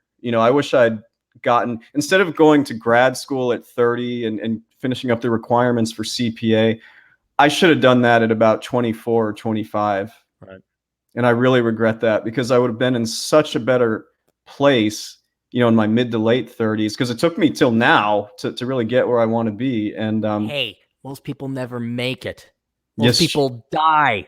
Yeah. So that's really it. I guess in a nutshell, I wish I had been more efficient and guarded with my time instead of just giving it away to things. I also think something that if you thought about it, you'd probably admit that this was something you would have done differently. You would have proposed the schmoopsy muffins. No.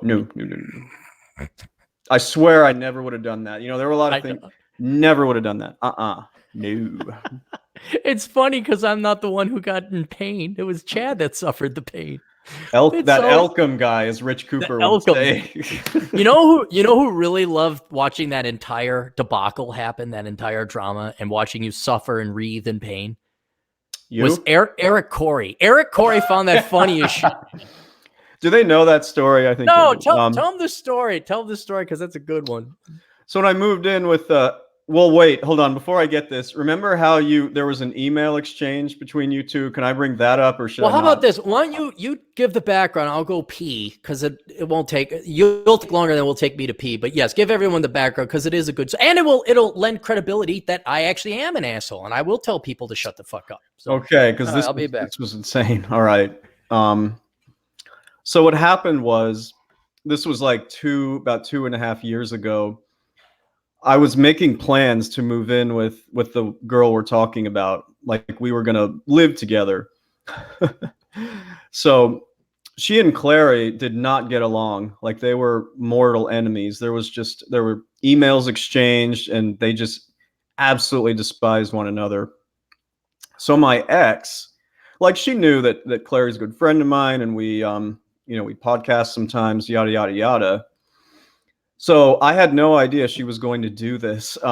She wrote an email to Clary without my knowledge right before I was going to move in with her. And she basically said, hey, I know we don't get along, but I care about Chad. I know you care about Chad. We're going to move in together.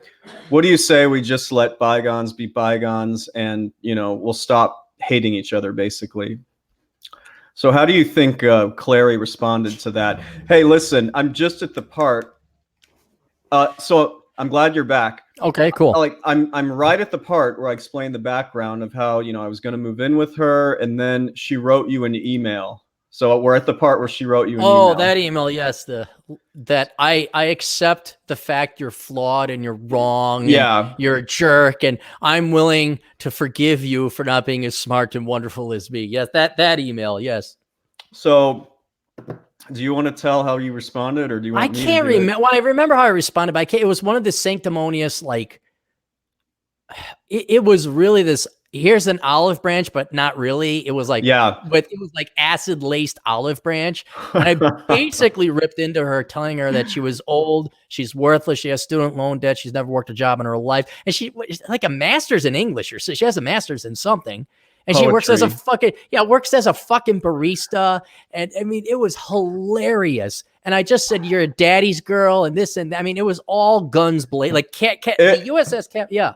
And you were like, Chad deserves so much better. Like it was just. Yeah. I mean, old Cappy moved the USS Cappy broadside and just aimed all the guns and just all opened up fire in one shot. And then, and I basically said, I will reach out to my entire audience and find him a younger, hotter girl who isn't a mark just like you. And trust you me, he will find a hotter, younger girl because, I mean, yeah, it was. It was just a brutal. And then Chad got a phone call. Oh, this was before. So I didn't know it was happening. This happened at night. Right. I get this FaceTime or whatever. She is just like sobbing and just so freaking Wait, she was crying? Bad. Yes, and this is before God. No, I didn't know that. That makes it even better. I hadn't checked my email because you forwarded it to me. You're like, hey, I remember what you said. You wrote, hey, I just made your life easier when you sent me that email. Oh, and so she was just bawling. And I'm like, wait, what happened? What happened? You need to send me She's like, I'll forward it to you. And then I opened my email and I'm like, no, you don't need to forward it to me. I'm reading it right now. So, it got into a situation. I only kind of made concessions on this because it was about a week before I was moving in with her. Like I didn't have a lease, the movers were coming in like a few days. So this had to happen. So she was like, I never want to see or hear from him again. He's such a fucking asshole, going off on you. But I'm true. It's reality. It's so true. When we're done, or maybe even during this, I'm going to go back and look at that email. I still have it, and I want to. That's great. Yeah, save that. Print me. I may put that up in my office one day. So the reason we're telling you this is I knew I was still going to be talking to you, and I even have a quick story after I get through this one. All right. I changed Clary's name in my phone. Instead of it being Aaron Clary, I changed it to Eric Corey. He's a good guy. So we'd be out and she'd see text or whatever from Eric Corey. She's like, who's that? I'm like, oh, just one of my grad school friends. She's like, oh, okay. Good old Eric Corey. He was good. He partied a lot in college in his MBA program. So for the better part of a year, or is it more like 6-8 months? That's who Clary was. He was Eric Corey in my phone. So we would joke about that. I remember you calling me up. I was in Seattle, in Leavenworth, where TJ is. Yeah. And you're like, she told me I can't hang out with you. And this is before this. She's like, she told me I can't hang out with you anymore. And I'm like, what fucking bitch is going to tell a guy who he can and can't hang out with? And then you did break up with her because you had some balls, but then you took her back. I know. And you took her back. But that was the formation of Elkins from, Elkum Wookums to the cold-hearted bastard that he is today. Yeah. And so there was that. I guess we got talking about this because we were talking about regrets and all that. I don't want to be too harsh. Like, that's not really a huge regret, but just wasting time on women throughout my 20s and 30s, that was a regret. Yeah. Oh, my quick story. Your quick story. Yeah. While I was living with her in November, this was the last time you visited Chicago. Remember, you and the GF, I showed you my office. We all That's right. Together. You had to sneak out. You had to sneak out. It was more than sneaking out. Like, I basically had to act like, oh, I got to run. There's a client who's got a real emergency. Because she knows I have no work in November. Because I don't. Right. There's like no reason for me to go to the office. And yeah, that whole time I was just meeting with you and the GF, and we went to that bar across the street. Yeah, we almost got in a fight. Oh yeah, not you and me getting a fight. Yeah, we almost fought some bar patrons because I think their women were talking to us too much or something. Right. One of them thought that I was you. You had stepped out, and this asshole drunk Irish dude tried to pick a fight. I wasn't even drinking. I don't think that wasn't I sober cabbing. I think you were sober. Yeah, I wasn't even. And so yeah, so this bitch comes up, or the guy, he comes up to me and he's like, "I'm gonna kick your ass."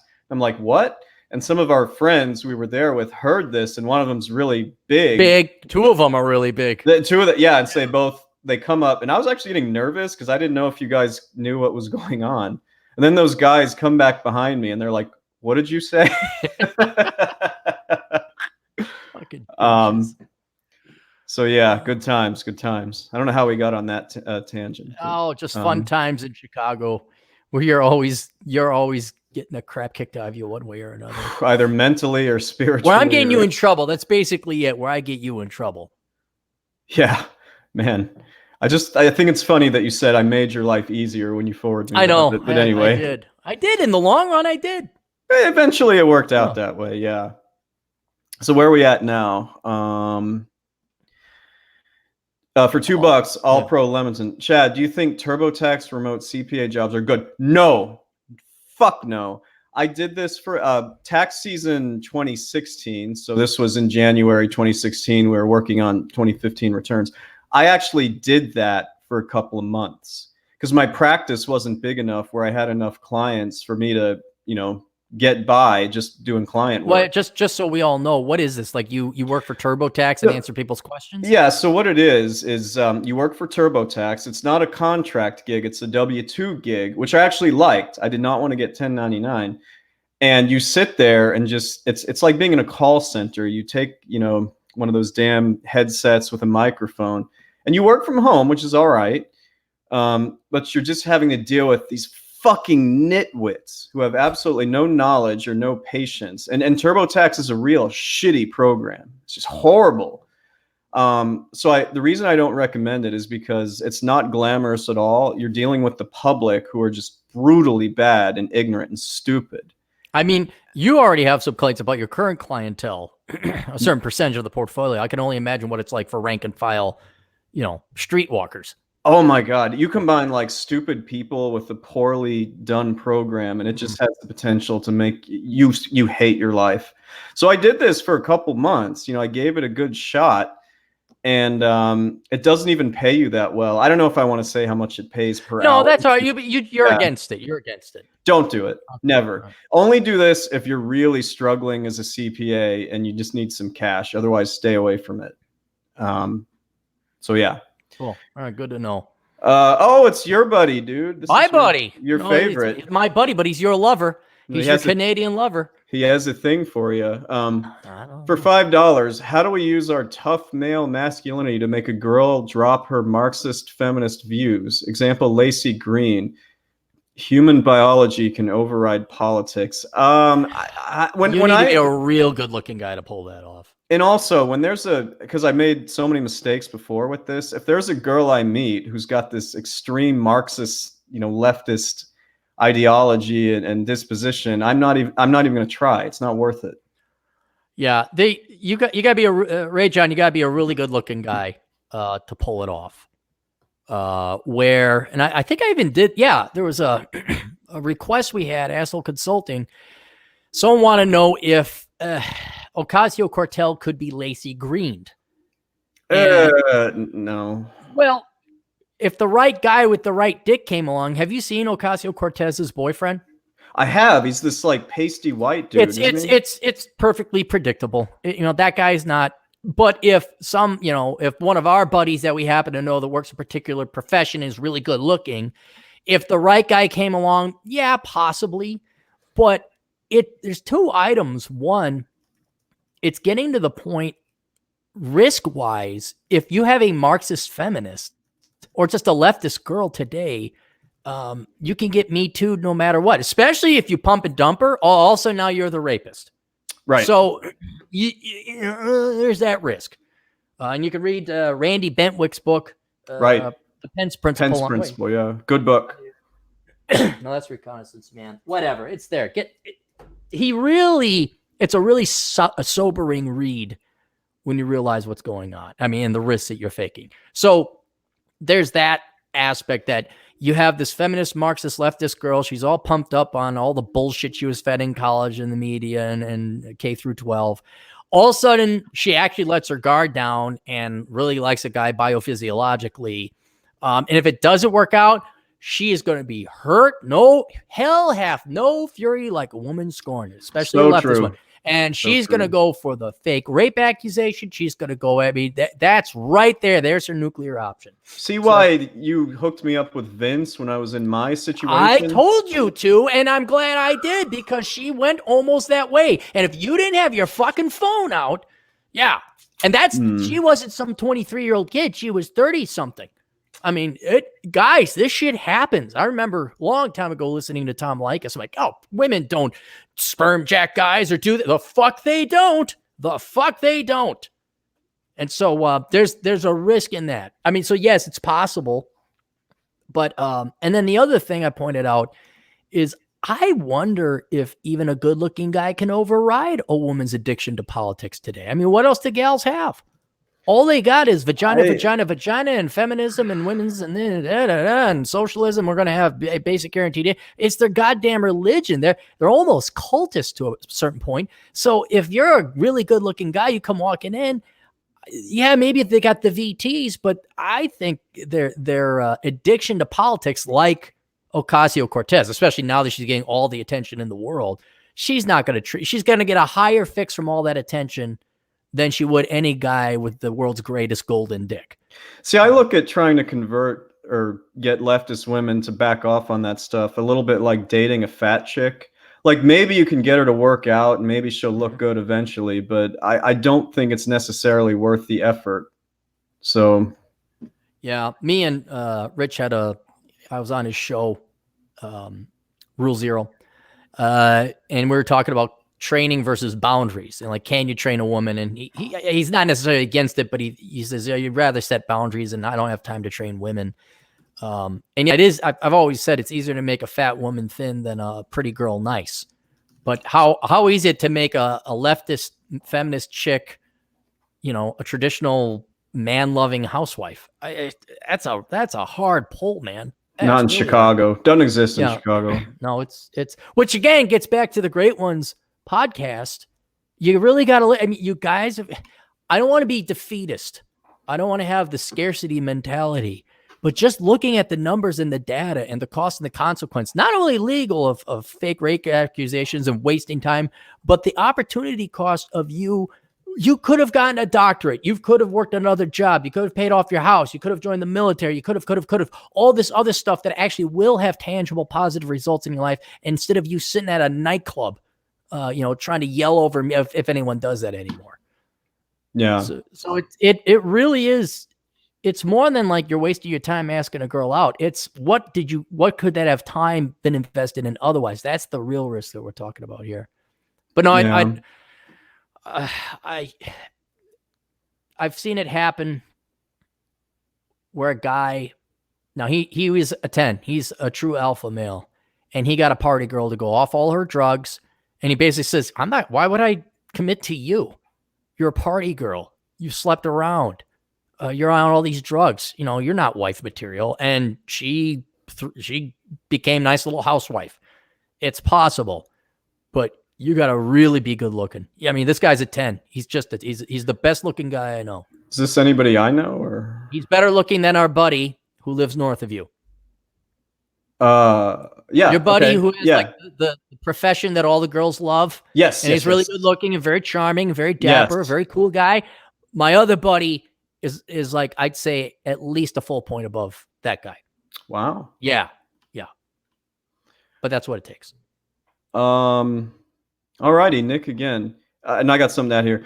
What is the one advantage to being ugly or economically unattractive? He meant to include economically unattractive. You read that article, yeah?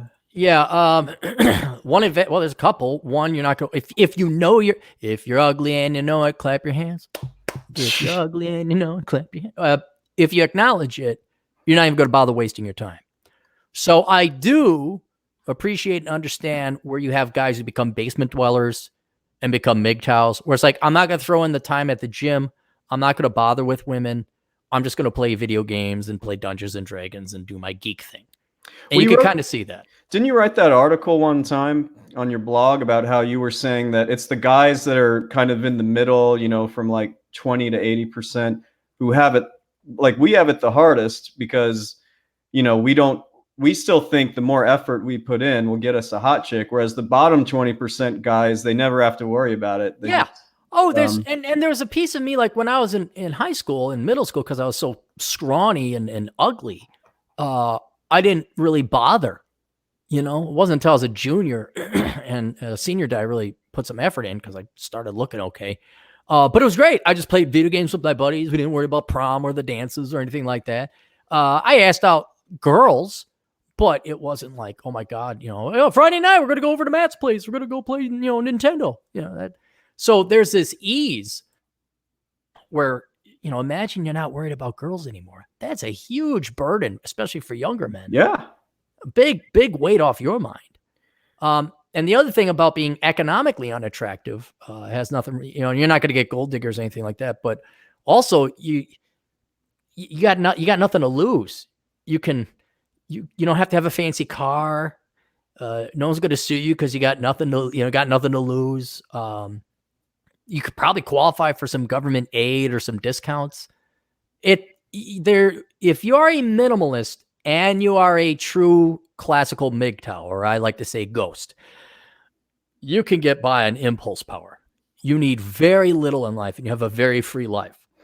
So there is an advantage, a definite advantage. You ruin it though, where you still pine for women and you take that out in the form of hating women, which happens a lot of times in these MGTOW forums. Where you obsess about them all the time. So if you can go monk, go ghost, and go enjoy your life, absolutely. And you're ugly or you're fat. Oh, you can eat whatever you want. Oh, there's a ton of benefit. You could, right. You know, like I said, if the GF ever goes away, I'm going to eat Mexican food and I'll still hike and everything, but I'm not hitting the gym. I'm going to eat whatever I want. You know, one good thing I like about tax season when, you know, it's super busy is that, you know, I still work out, I still eat right and everything, but it's kind of a relief because I simply do not even try to date if I'm single during those months. It never even enters the equation. And so despite all the work stress, it's actually not so bad because I'm not wasting my time with other shit. Yeah, there's this, unless it is explicitly fun, it's work. It is work. You know, when you work out, I wish I could go work out at the gym and run. It's like, no, you fight. Like me running, it's a chore. Hiking, I enjoy hiking in the mountains. I can do that. That's fun. Yeah. Running, that's a chore. I wish I could go to the gym as much as you. No, you don't. It's no different, except instead of mental pain looking at a screen at a white office job, I'm in physical pain lifting weights. I think, Jesus Christ, this is boring. And then the same thing with chasing women. Like, did you went to the nightclubs? You're old enough to have gone to nightclubs, right? I always hated them, man. Right. You hated them. No one liked it. Did anybody listening right now? Did you really like going out partying to the nightclubs and paying for parking and lining up so you could yell at Tina? Fuck no, it's a pain. It's all chore. So unless it's like I'm going to play video games, that's fun. When I say I'm going to go write a book, everyone's like, "Oh, that must be fun being offered." No, it fucking sucks. I hate fucking sitting there thinking, "Oh, is this word better? Is that way? How did it flow?" Oh. It's worse when you're writing a textbook. Yeah. Oh God, I can only imagine. So, where are we at? I'm on Nonstop Dre. We gotta scroll down a bit. Oh, okay. Nonstop Dre 360 for $2.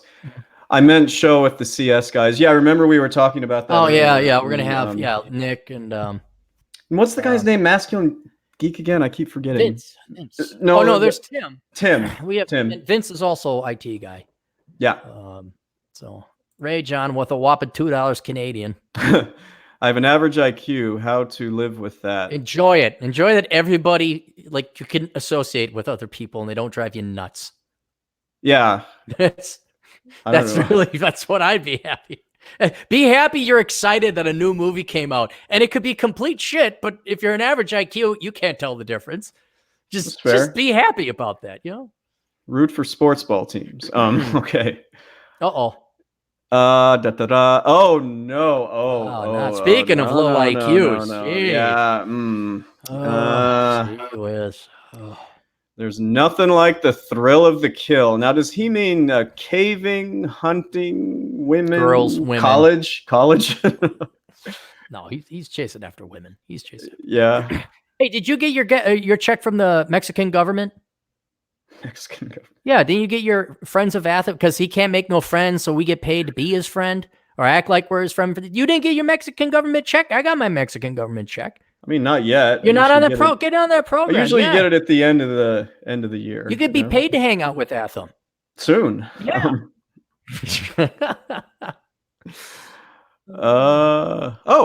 that we're caught up? Cool. Are we? Yeah, looks like it. We did you want to talk about anything? I got some sponsors and whatnot. And there's some articles and there's a video game I want to talk about. A video game? Yeah. Well, cool. I need to answer just a couple emails. So you go ahead. All right. I'll go through the sponsors here. Not that we do a lot of sponsors, but we have a new one. The MGTOW's Guide to Retiring on $200,000 in Southeast Asia. You can go to MGTOWbooks.com to find that book there. And if you use the promo code Aaron, you get 10% off. I want to look this up because this guy has been advertising other places. And I'm wondering if it's on Amazon as well. No, I guess it's just MGTOW Books. That's all it is, MGTOW Books. $49. Holy shit. Okay, there it is. This book provides all the necessary information that a MGTOW man needs to achieve financial independence and retire on $200,000 in Southeast Asia. The critical topics covered in detail are high-yield accounts that turn your savings into guaranteed passive monthly income that covers all your expenses and grows with inflation, the detailed budget breakdown, and the visa process to allow for permanent stay. This is very instructional. I know you guys all make fun of the MGTOWs and, you're going to go to Southeast Asia, but this is the detailed shit. The book goes beyond these critical topics and discusses various matters of interest for one considering the move, including lifestyle, language, people, housing, food, medical and dental treatment, phone and internet service, vice, entertainment, women, and the prospect of a trial visit and of acquiring property and citizenship without marriage. Holy cow. It's written by Luca Venditti. And Luca, that's a very thorough, very practical book. That would definitely be worth $49. You talk to these expat consultants and they'll charge you an arm and a leg. I know I've worked with some of them before. And I'm like, how much do you want to charge? I'm like, I can't sell that to my clients. No one's going to pay that. So for $49, yeah, this is not bad. So you go to MGTOW Books, just look that out. MGTOW's Guide to Retiring on $200,000 in Southeast Asia. Written by Luca Venditti. So we have that there.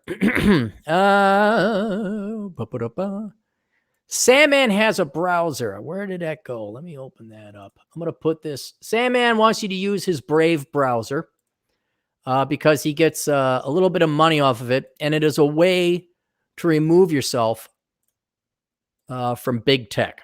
He is trying, and I agree with him, trying to get out from underneath the big tech monopoly, and using the Brave browser is one way to do that. I've put that in the chat room, so you guys should be able to find that there. If you download it, he gets a little bit of a commission and cut. And the way this has intrinsic value is for if you are willing to watch ads on the, like you turn the ad blocker off and you take ads, you make a little bit of cryptocurrency backed up by the Brave browser. Will it have value? I don't know. But Sandman's doing. Then also check out Sandman's channel on YouTube. That's another MGTOW channel for those of you who are legit MGTOW, old school. Hey, Darkman Jeff's in the all right. Good CPA buddy, or CPA pursuing buddy. The Science of Mastering Women, the men's by Linda Gross. She is the host of the Men's Advocates Show. You could find that on Amazon.com. The Science of Mastering Women has actually a lot of good reviews. A very well rated book. You can also get The School of Errors, written by Dr. David Perotin. Check out his site by going to safetyphd.com, and his book, The School of Errors, which teaches you about school safety from a statistical and math and reality standpoint, not the touchy-feely teachers kind of standpoint. You guys need help, and it's a little bit more involved than shooting me a question here over on the Super Chats. Go to assholeconsulting.com. And for God's sakes, guys, drop the 30, 40, 50, even $100, even if it's $200. Hell, how many of you would have paid $200 now to go back in time to prevent yourself from majoring in what you did back then? So learn from the old wise mistakes of Cappy and the one or two things he might have done right. Go to assholeconsulting.com, where I, America's older brother and the world's only professional asshole, will give you the swift kick in the ass that you deserve as long as you have money. We already talked about the Pence principle. Boys, go get that. An academic composition, go to academiccomposition.com. If you are a college student, you don't want to write your papers, they'll write it for you. And if it's good enough for corporations to outsource bullshit, it's good enough for you. Go to academiccomposition.com, where my buddy Alex and his crack team of writing staff will write the papers for you. And he is also always looking to hire writers and marketers. Not exciting jobs, but jobs that pay and are remote. I think he's down in Mexico. I think he's an interesting cat from Russia, moved down to Mexico, started this company. Very interesting. You'd like to advertise on the show? It's $100 a month. I put an ad up on the website. I plug your wares. I whore out for you like the whore that I am. And as long as it's not a spectacularly stupid product, I don't care. I will promote it. And then we got my books. These are all of benefit. I stand by my 1,000% rate of return guarantee, which means if you buy it and you do what's in this books, you put into practice what's in these books, you will earn back either through savings or more money, 10 times what you paid for the book, which isn't that much of a big deal because it's like, a $12 book. We're talking $120. But for example, Reconnaissance Man, guys, get that book. A couple questions have been coming in like, where do I live? Where should I go? One guy wanted to move to New Hampshire. Standard East Coast dude. Never left the city. Doesn't know what the Mississippi looks like. And it's like, dude, I know New Hampshire has no taxes, but maybe try, Wyoming, Texas, Nevada, Washington State. So get that book, Reconnaissance Man. The Black Man's Got Out of Poverty. I'll give you a 1,500% rate of return on that. That'll definitely help you get out of poverty if you happen to be a black man and you want to get out. Bachelor Pad Economics, that is a must read. All of you should get it. Go buy it now. Worthless, the young person's indispensable guide to choosing the right major. Enjoy the decline, accepting, and living with the death of the United States. After you're done listening to the great one and his incredibly depressing podcast, go get the book, Enjoy the Decline. Curse of the High IQ, that is a must read for everybody listening. Go get that book so you understand why you don't have any friends. It's true.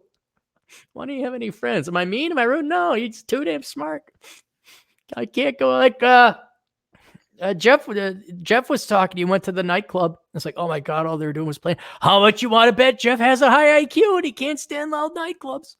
Well, you'll go throw yourself at the nightclubs. You'll go put yourself in environments where you just really, your brain really, really, really doesn't want to be. Like school. Why am I falling asleep? I must be stupid. Oh, your teacher's a fucking moron, because they all are. Poor Richard's retirement. If you haven't started saving for retirement, that's all right. I'm not going to yell at you. It's like the dentist. I'm the nice dentist. I say you really ought to floss. Nobody does it, but I recommend that you should. But I'm not going to yell at you. I'm going to be nice about it. Same thing with retirement. Did you start saving for retirement? No, you haven't. That's all right. Get Poor Rich's retirement, and you'll learn how to retire on the cheap. And the numbers I come up with are not too unlike Luca's book, Mankow's Guide to Retiring on 200,000. I come up with 250, and that's US. But it depends on numbers and things and stuff. But get that, Poor Rich's retirement. If you've already bought those books, please review them online. It always helps out. Give them a star review rating and say a little something or other. That always helps out. And then finally, if you've read all the books you want to read, and you're like, I'd like to read more from Cappy, but he has no books. I guarantee you I have more books out there, and they're just as good. And that's my best of books. So if you want to read more Cappy stuff, you can. It's just the best of my blog books that I put a compendium of all my best blog posts in 3 books. Captain Capitalism, Top Shelf, Captain Capitalism, Reserved, and Love Letters to the Left. Those are some really good writing. Unfortunately, a lot of people don't buy them for some reason. I don't know why. I guess it's not a specific single title. It's just my ramblings. If you've kept up with me on my blog and you've read all my posts, you don't have to get those books. But if you want to read more Cappy, you certainly can. And then our buddy overseas in Europe, Adam Piggott, go to his website, pushingrubberdownhill.com, where he has a podcast that you can listen to. I should listen to that. I should probably go for a walk today and go listen to a podcast. And he has another book called Run Guts, Pull Cones. You can find those 2 books at his website, Pushing Rubber Downhill, where he doesn't only have books, but he's got a blog. That's his blog. He writes some good pieces. And he also has his podcast that I'm probably going to tune into today. But Pushing Rubber Downhill is an absolute must. I would get that book and listen to it. And that's it. That's all I had for the sponsors. I'm back. I just had to write a bunch of emails. Yeah. Oh, that's all right. Cool. I didn't know if you had been taken out or what. No. Where are we? A couple more quick ones if you want to go on. Let's do some quick ones. Yeah. Then I got some other stuff. Okay. I do want to talk about that's going to be of benefit to the listeners, not just bullshit and hanky-panky. Hanky-panky. So Nonstop Dre for $5. Oh, dude, wait, he's all over. Hey, okay, all right, jeez. We ought to buy him dinner. God almighty, he's gonna get me banned. We can't look. Email me the racial jokes. I can't tell them here. We can't say that out loud, can we? No matter how funny they are. And some people did send me some great ones. Can't use one of them. Can't. Yeah, I made a mistake and said something bad the last or I read something out loud. I know. We can't. All right. No one will see it. Ray John, $2 Canadian. I have 12K saved up. Is that good? No, it's bad. Pay 6,000 and we'll let you know. Yeah. For another $5,998, we'll let you know, Ray John. All right, I'll give him the benefit of the doubt. We would need to know your age and what your future plans are to tell you if that's good or bad. But it's always good to have some savings. So. Let's put it this way: if he has no debt, he's doing better than the average 20-something. Oh, definitely. Yeah, the average 20-something. I'm doing the research for how not to become a millennial, and it's funny, but it's expected. They show the millennials by the year they graduate from college, and the ones who have graduated most recently, like the average person has a net worth of like minus 35,000 because of their student loans. And then it slowly makes it to positive territory if you're an older millennial, which I think is born 83 or something. So they have a positive net worth of like 35,000 or something like that. Mm. But I love how you're coming out of college and you have a negative net worth right off the bat. It's funny because it's not out. Okay. Oh, Dre, we can't. Jeez, Dre, we can't. I hadn't heard that one before. I'd heard the first one before, but I've not heard this one. And just for the Google, YouTube, Nazi, auditor, censor type of people, Dre is black. He is black. You can listen to the previous episode where we're talking about how all men not all men, but many men of all the racial stripes would enjoy a good racial joke now and then, and our fifis would not be hurt. Can they give you a strike for what people say in a chat? I don't think so. Yeah. So no, but if I put it up, you know, somebody's gonna they're gonna and like, oh my God, we could be saying that's a bad joke. Don't do it. Everybody's equal. Nope, there was a joke up. You know, it's like principles, where the kid chews a piece of toast into the shape of a gun. Oh, I heard about that. And the principal bans the kid or expels them. It's like, well, then why do we need principals? Yeah, it was a Pop-Tart. Yeah, Pop-Tart. It's like, well, why do we need a human principal? We just need a robot. We just need a book. And then because if the rules are the whole point of a judge or a principal is there be a human element to weigh the context and the environment and the situation, and therefore give a fair judgment or punishment or reward depending on the circumstances, because everything's not black and white. But, you know, a lot of times with algorithms, with teachers, it's like, well, we have a no tolerance policy. Well, then why we don't need you. We should just have the principal bot 2000. And it does all the judgment and the decisions based on data you input into it. And you could save yourself 120,000, 160,000 with benefits if we just got rid of all the principals in the world. Nice. Sorry, my mom's texting me. She's like, are you available to do something? I'm going to say no, because I am currently streaming. Tell her to tune in. We'll have her on the show. Chad's a wonderful boy. Even though your mom doesn't talk like a New York Jewish gal. You go ahead and go do the next one. I just have to write there back. There's a whatever that means in Chinese. Or why do liberals make more?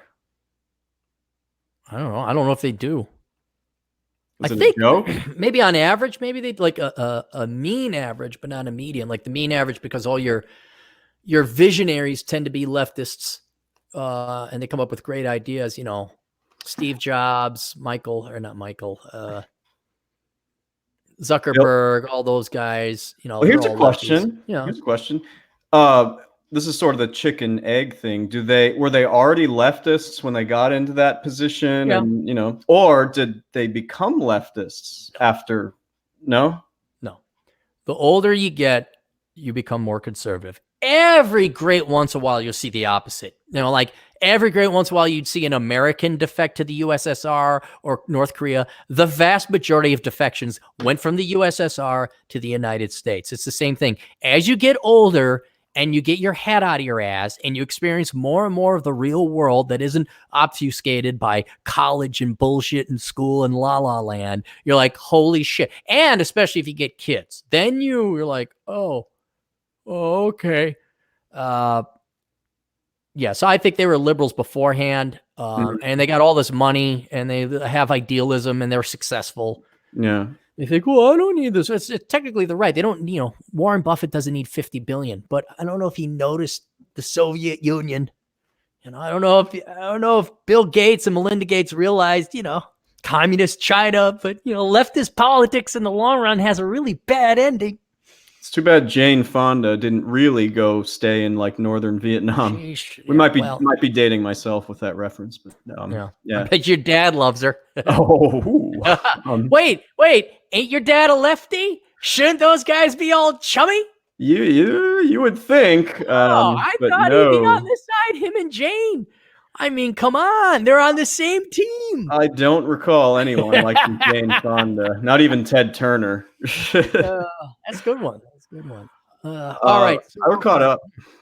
Good. You ever play Borderlands? I know you're not a big video game guy. Borderlands, the series?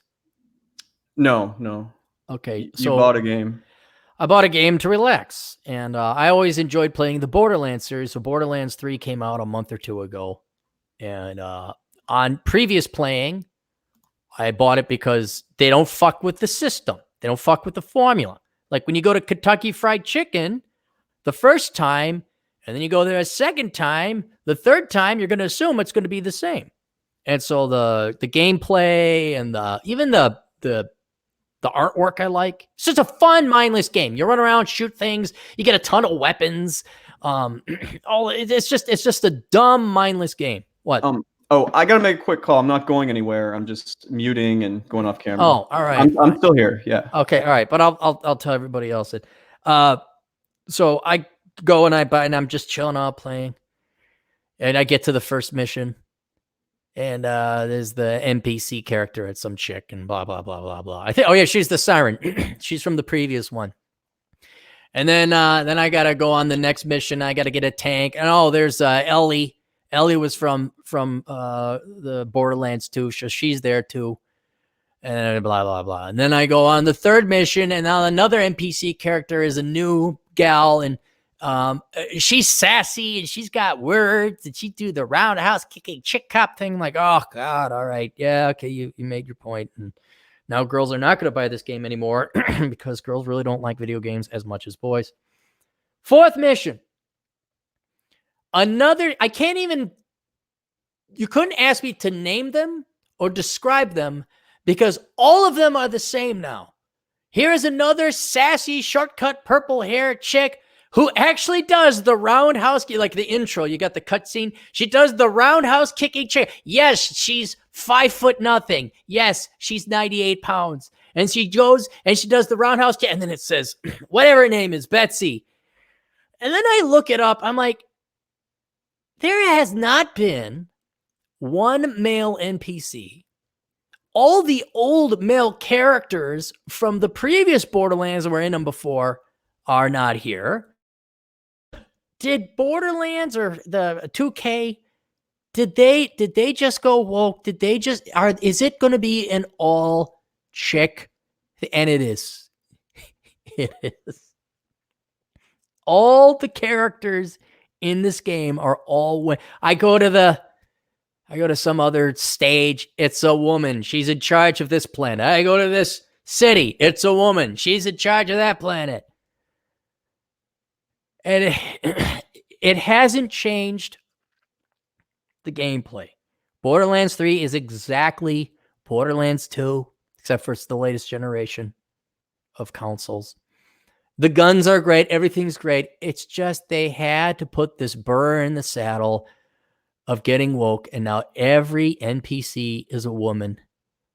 And not only is this tiring, but what will be truly revolutionary, will be really different, is if one of the, okay, fine, you're going to have all NPC women. Fine.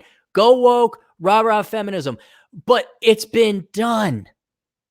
Charlie's Angels was the first original one I could probably think of. It's been done. Guys like, yeah, it's kind of cool. It's all chicks. Look at them go. Now it's political. Now you're just doing it to virtue signaling. It is sickening. It's tiring. But could you change it up maybe? Wow, another roundhouse. Like, not one, but like 3, probably 4. I'm only 25% through the game. I don't know how many more badass chicks there's gonna be, and they're cut and they talk and they mouth and oh God, I'm gonna get in, I steal things, and oh look out. And could you make one different? How about a nice gal who's traditional, like, hey, here's a cup of coffee? How about you be really edgy? And there's nothing worse than people trying to be edgy when they just conform. It's just like the hipsters, like, hey, let's all wear salmon jeans and gay beards. And I'm independent. I have tattoos, piercings. The game is great, but this one angle is just so fucking annoying because it's so common. It's so basic, bitch. It's so overdone. It's so and it's over. It's over. The virtue signaling curtain has been raised to see the Wizard of Oz behind manipulating machinery. And the reason we know that is because when it comes time to actually having a legitimate political cause as a corporation, where you get to choose between Hong Kong freedom and China, which is a dictatorship, you chose China. It's the fucking money. It's never been about morals or virtue.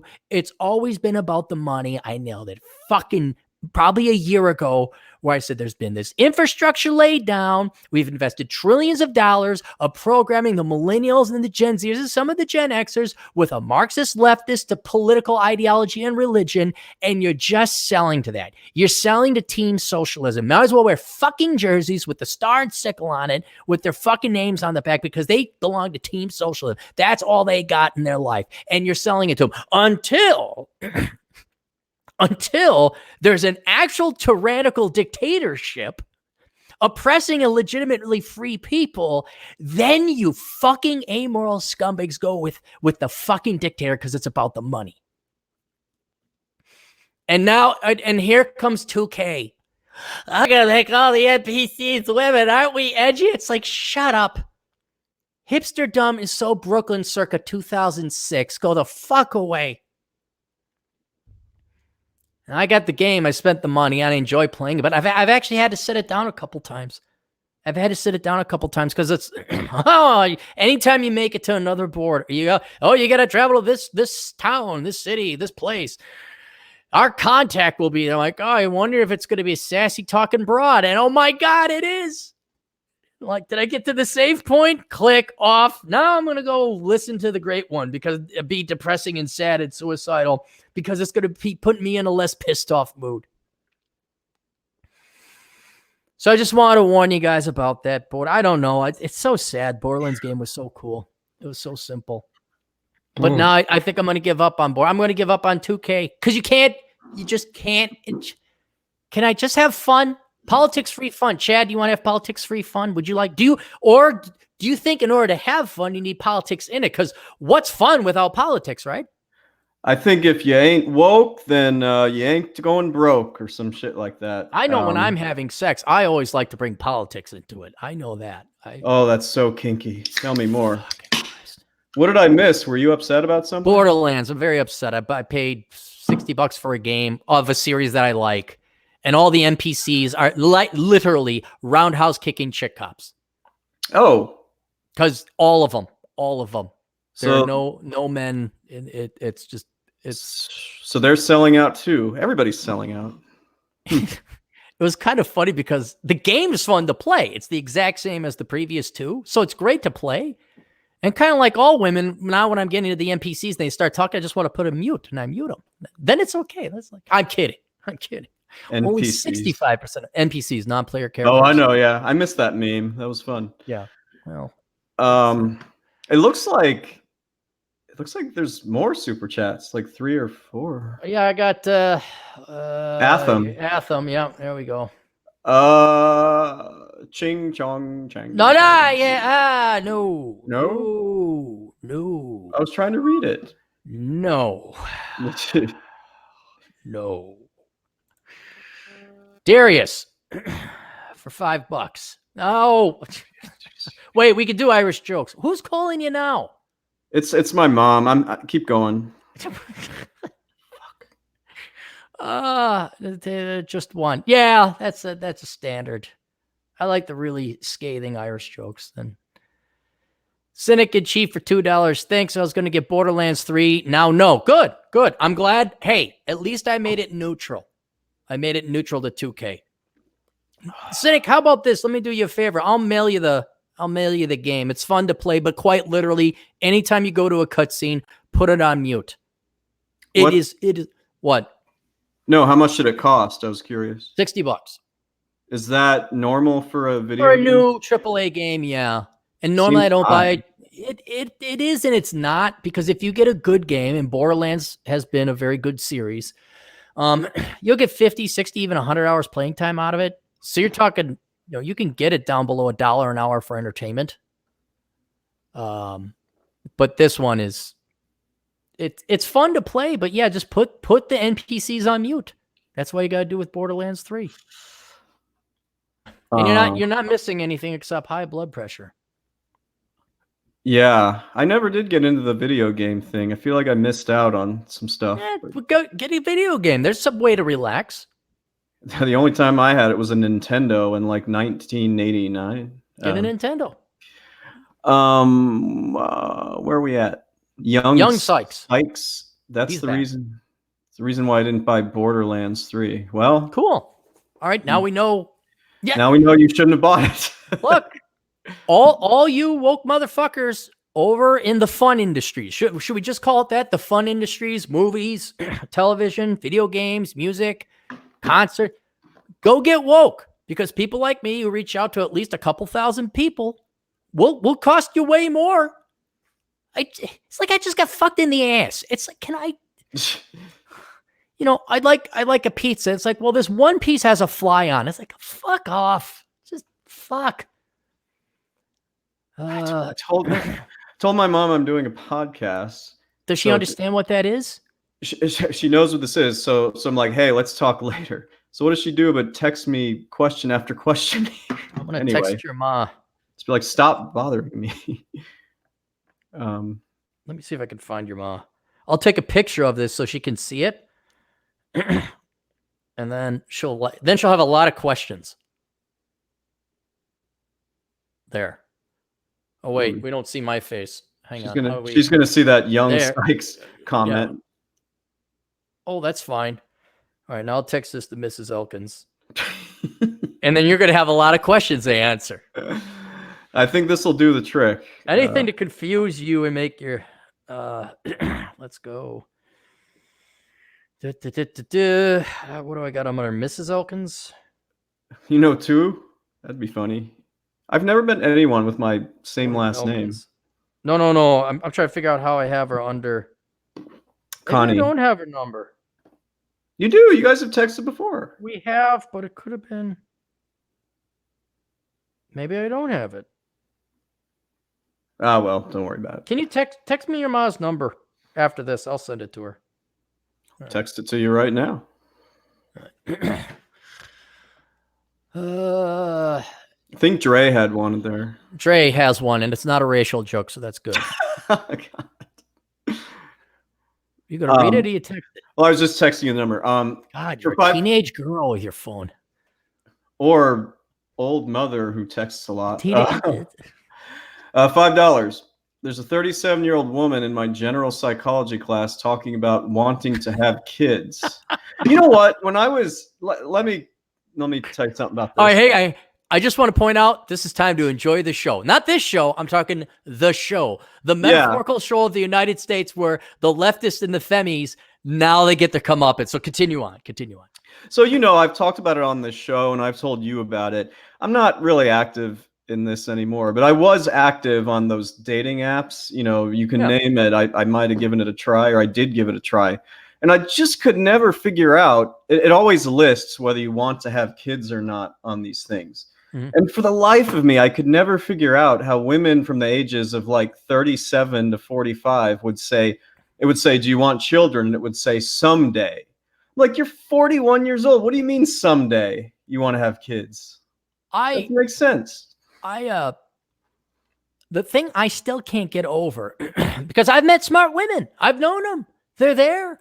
I hang out with them. Now, admittedly, that's selection bias. I'm not going to hang out with the idiot women. But was there not this thing called menopause, and was it not taught in the 40s? In sex ed? I mean, and we know about it. Like, women's eggs dry up, and at least your mother would have told you. Or how can all these women not know this? It's like thinking you're not going to die. It's like thinking your hair's not going to go gray. It's like there are things that they are biologically guaranteed to happen in life. Like your baby teeth fall out. How do you not know this? And to think that, someday. I have a worse take on this. Like, so say that you're one of these economically attractive males, you meet their cutoff for actually being a prospect. Do you really think a guy like that, and I'll throw myself into this, say I really wanted kids. Do you really think I'm going to go after some like 39 or 40-year-old that says that they want to have kids? No, I would go for somebody at a minimum 10 years younger, because that's not realistic to guarantee having kids at that late age. And, what if you want more than one kid? It's just, it doesn't make sense to me. I think they could have it all and they actually believed it. Forget the three things, but I mean, they believe they can have it all to the point it violates the laws of physics. Like your soccer mom gal or the single mom gal who couldn't pay her bill or couldn't pay the taxes, but then on Facebook there's pictures of her partying at a nightclub. There is such an untethering from the real world. Yeah. I mean, what else do you say? I don't know. If I'm going to go back, like let's say the GF goes away and I decide I want to reverse my vasectomy and have a child, I'm going after a 25-year-old and it's going to be training time. It'll be like, I make a shit ton of money. Knock it off with this feminist bullshit. We can get married. And then when I die, you get my estate. You know, and oh, by the way, there's going to be a long ass courtship time. But a 37-year-old? I mean, what? You got to date at least a year. And then maybe you want a honeymoon period. The only thing to get from this is the show. Because how much you want to bet this gal voted against the family? Was a big time, I don't need no man-fish bicycle. She increased the size of the state. Probably, doesn't need I don't need a men or bad, whatever. And now that's the one good thing to pull from it is this woman is going to be miserable and she's not going to get what she wants ultimately out of life. Ultimately. I am just confused. I don't know how they get to this point. So what happens is you get a lot of one-offs. Like my sister had my nephew at 40. Okay. And then there's even someone in the chat, Jeff said that his aunt was 38 and had a son. These are the exceptions to the rule. That's why I don't like it. Women are like, oh, I can have a kid all the way up until I'm 44. Janet Jackson did. You know how much Janet Jackson must have paid in fertility treatments? It's just not realistic. The egg freezing industry, and anytime an article comes out about some grandma who's 50 or 60 having a child, women get wet to that more than they do Hugh Jackman. And I'm like, and I don't claim to want to understand or to know or to figure it out. But hey, you know what? Without those exceptions to the rule, we wouldn't have these Pied Pipers tweeting the lemmings off the cliff. Like if there was like, oh no, it doesn't happen after 40. As long as there's a little bit of hope, let them, enjoy the decline. Hey, that lady in Brazil had a kid at like 62, I think it was. And that made international headlines. Fine. If that convinces 100,000 of these dopey leftist harpies to think they got until they're 60 to have kids and it's going to ruin their life, that's the least that could happen for them jacking up my fucking taxes and taking away freedom and destroying Western civilization. Good. Your life is fucked. Because you believe that you had the 1 in 3.5 billion chance that you were going to have a kid after 60? Let them. There's that blood pressure rise we were trying to avoid. Yeah, you got me. You got me there. All right. All right. Well, Dre says for $2 that his professor is telling the woman, that 37 isn't that old. I don't agree. I don't agree. I'm sorry. I don't. That's Operation Evil. Whether the professor is a boy or a girl, doesn't matter. It's Operation Evil. They're just telling that woman what she wants to hear so they get good marks and they make their money. Oh, and so he said after this, my professor is telling my class that women have until 44 to have kids. No. Yes. Post the kids. Just wait, ladies. You want to show you're strong and brave. Hey, what? My mom says hi to Clary. Oh, good. Hang on. Did you send me I sent her your number, yeah. Sent me the number. Yeah. Trying to get your blood pressure down. Wait. Okay, I'm gonna do that. I'm going to send a message and I'm gonna send a picture of us podcasting. With a thumbs up, No, we won't do that. That's my boy. He's on a podcast called the Older Brother Podcast with Eric Clary, even though your mother doesn't talk like this. He comes dangerously close to making racial jokes out loud. Me? No, about me, her son. Oh, yeah. Never mind. Jeez, get us fired over here. You guys, stop sending those. Yeah, I just see the money. I click on, oh, here's the super chat. Like, whoa, not that one. Plus, I feel bad if they donate money. And that's true. Yeah. So Cynic asks, is a 28-year-old girl too old to date for 4 to 6 kids? I mean, probably, but if you are already in an established relationship with her and you want to get married and pop out that kid soon, maybe. 4 you could do. Yeah. 1 a year. Yeah. You could do that. That's possible. If they're all Irish. Yeah. Mathematically, if they're all Irish twins, I suppose. No. She could have 4. 6, that might be pushing it. Yeah, once you hit 35, 4. I don't know. No, don't tell them that, Chad. Yes, Cynic in Chief, you can have 6 kids until she's 60. It's 6 by 60. Did you know the rule? Dre says, my professor is telling the girls in my class, get a career first and have kids later. God, they really are ruining the country, aren't they? Dre, is it a guy or a gal professor? Which is it? It's got to be a woman. Has to be. I don't know. It could be a guy professor. We'll see what he says. I just, oh my God. It's great. See, here, okay. Lemonade out of lemons. Why is this good news for us? Specifically me. Well, you're going to be able to, keep your business going or expand it when people... Asshole consulting. We're going to never run out of boys who are brought up by single moms or divorced crazy cat ladies. We're never going to run out. Never going to run out. What percentage of female clients do you get? Oh, like 5, maybe. Yeah, yeah. And they're legit. They got serious. One gal wants to know how to be. I looked at her, I'm like, you're fat. Lose weight. That's it. It's probably at least half of the ones you get. Well, there was an article. What was it? Why can't I find a man? Oh, there's been so many of those. There has, but this is the number 1. Yeah, Paired Life, top 5 reasons you can't find a man. Written by Amanda Holter. We don't have to look her up. This is a nobody. Do you think you're overweight? You look like a boy. You have too many tattoos. You have too much debt. Do you think any of those were on this list of 5 reasons why you can't find a man? I just found it, and I would be shocked if there's any real truth. Okay, there's not an ounce of truth. You have poor self-esteem. Who did you say was the author? Why don't you look her up? Amanda Holter. Amanda is a sexpert. Get it? You're fucking sexpert. No one's ever used that before. Is that Holter? Holter, yes. And love guru located in Las Vegas, Nevada. She has been in more relationships than she can count. I bet. You look her up. I'm going to go through. It's just, we don't have to delve into it because it's all lies. You have poor self-esteem. No, most women today have way too much self-esteem. I'm not getting this. Sorry. How did you find that again? I'll put it in the chat. Yeah, because I'm getting some weird ass things from this. All right, let's put this here. There, all you boys can find that.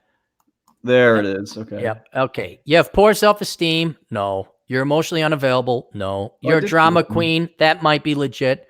You're looking for love in all the wrong places. No. They're looking for love. They're not looking for love. Men come up to them. Your expectations are too high. That's the one legitimate one. So 1.5 out of 5. I think 4 at least is a little bit, because a lot of times women don't want to socialize. They just want to sit on their fucking couch and eat ice cream and watch Netflix. We are not going to give any authenticity or legitimacy to this article discussing this bullshit. Okay. It is a puff piece. It's lies. It's indoctrination. It's no different than Dre's professor telling Miss 37-year-old gray vagina that, you're going to have kids, whatever. It's her lying to him. Huh? Sorry, Jeff said, or Dre said it's a guy professor. I never would. I thought only women spewed. No. Operation Evil is for everybody. Somebody beat punch on that one. It was bullshit. It's all, not once. You're fat. That's the number 1 reason you can't find a guy, ladies, is you're fat. Number 2, you're very self-centered, and I don't mean that in a arrogant sense. I mean that in a myopic sense. It's all about you. He's going to take, how many times, I'd say there's about 90% of the dates where I had to do all the talking. Dude, trust me, I know. Oh, You girls literally think you just show up and should be entertained, and you put no effort into like, well, maybe I should make them feel comfortable. I should keep the conversation going. I mean, let me ask you this. I would even come up with topics. I wouldn't rehearse anything, but I'd come up with topics to talk, and it worked well. It actually did. So there was no real lull. I learned to become a very good conversationalist. Women never put jack fuck all shit effort into that. It was always you pulling the teeth. So what I was going to say, which maybe falls into this one, I said they're boring. They're very boring. Very. So very quick story. This happened a few times, mainly last summer. You know, it's like you said, you go on this date, right? And, you know, it's like pulling teeth to get them to chat, to say anything interesting, to even ask you a question. Mm-hmm. But you know what, the one event, like the one topic that I would mention something when they would just light up and just sing away. Let me get, can you guess what that Obama? one? No, I kept politics out of it. But think about what women, think about Children? the one you just talked to. No, yeah, think about self-centeredness. Oh, their degree, their education. No, not even that, dude. Think about how we're meeting. Think about what we're, their ex relationships. you get Gossip warmer. on the talking pages. You're getting warmer, but what are we using to even meet each other? The internet. Even closer. What's on my phone? What am I? What A microphone. So dating apps. Dating apps. They talk about the dating apps. So all you have to do. Somebody else gave me this tip like a year ago, and it's so true, but it's not great. All you have to do. You could be having him the most boring date, like it's just horrible. You're ready to get out of there. Yet if you say the magic words, they'll just light up and like a candle and talk. What are the magic words? All you have to do is ask them how their experiences have been on this app. And they're like, oh, attention this, creepy guy that. Oh, I'm so desirable. Look at all these, they won't say it. They're like, everybody sends me so many messages. That is the one time where they're just so excited to tell you about how great they are. Yeah, because that's what I now in hindsight, it was very rude. Like if you're going to go on a date with somebody, doesn't matter if you're the guy or a gal, you should at least attempt to keep the conversation going, ask questions about them, and be at least not an ice cube. And honest to God, 90% of the gals would just sit there like a lump on a log. It's like, well, what the? And I wish I had known better. I wish I had known, boys. This would be some advice, especially for teenage boys and 20-something boys. When you go on that first date, if she ain't talking to you, she's not interacting, you have every right to say, yeah, you know what? I'm really uncomfortable on this date. Turn around, drop her ass off. And you should be picking up women on dates anyway. You should be meeting at coffee places and not picking up women in cars. But if it's boring, leave. Like if is not going to say a goddamn word or ask you like after 5 minutes, leave. It's over. Well, this is kind of piggybacking off of this. This is another one where I found, so in their profiles or whatever, women that say they've traveled to all these places, right? Mm-hmm. Initially, I was intrigued by that because I grew up abroad and have traveled too. But what I found is that basically the most boring people imaginable are ones that the only interesting thing about them is that they've traveled. Mm-hmm. They tend to be dull and they just don't have any other personality characteristics that have been developed, much to my disappointment. Oh. So, yeah. Prepare to be disappointed some more. It's so I don't do them. I mean, oof. There was a piece of me, my entrepreneurial mind. I always thought, well, like man camp. Like I want to have. There was Cappy camp. It'd be like half fat camp, half quit being a pussy, and like people would just come to Vegas and like we meet up, and you just follow me and eat what I eat every day. You do what I do every day. And you thin down, you'd start to look like me because you're eating the exact same thing and you're doing the exact same workout that inevitably you would converge and, you'd learn something. Well, not worth it. No one's going to keep up. There'd be problems and complaining and lawsuits. And I thought about like remember there used to be finishing schools for women? And they would teach women how to be an appropriate lady. And right, yeah. Even to the, I wouldn't be this like, well, this is a salad fork and this is a dining fork. It goes on the left and the teacup goes out. Not to that level, but just like, here's how to comport yourself as a woman. You show the fuck up on time. You're never late. There would even be when a guy is talking, maybe follow up with a question about him, how to be a good conversationalist. A refinement, turning it into a refined young woman that would be interesting and attractive in a non-physical sense. It would get called sexist or something. Oh, it'd be called barefoot and pregnant you. Yeah. Yeah. So Yeah. But oh well. Oh, good. This is right on point. Young Sykes for $5 says all dating apps are trash, especially being a black man who lives in Memphis, Tennessee. Way too many single moms. It sickens me to no end. Wherever here in Chicago, yeah, there's just a ton of freaking single moms on there and fat people. I'll have to recall the statistics. I feel bad for Young Sykes and Dark Jeff and Dre. Assuming you wanted to date a black woman, stay within your race if you wanted to. Jesus Christ, the single motherhood rate among black women.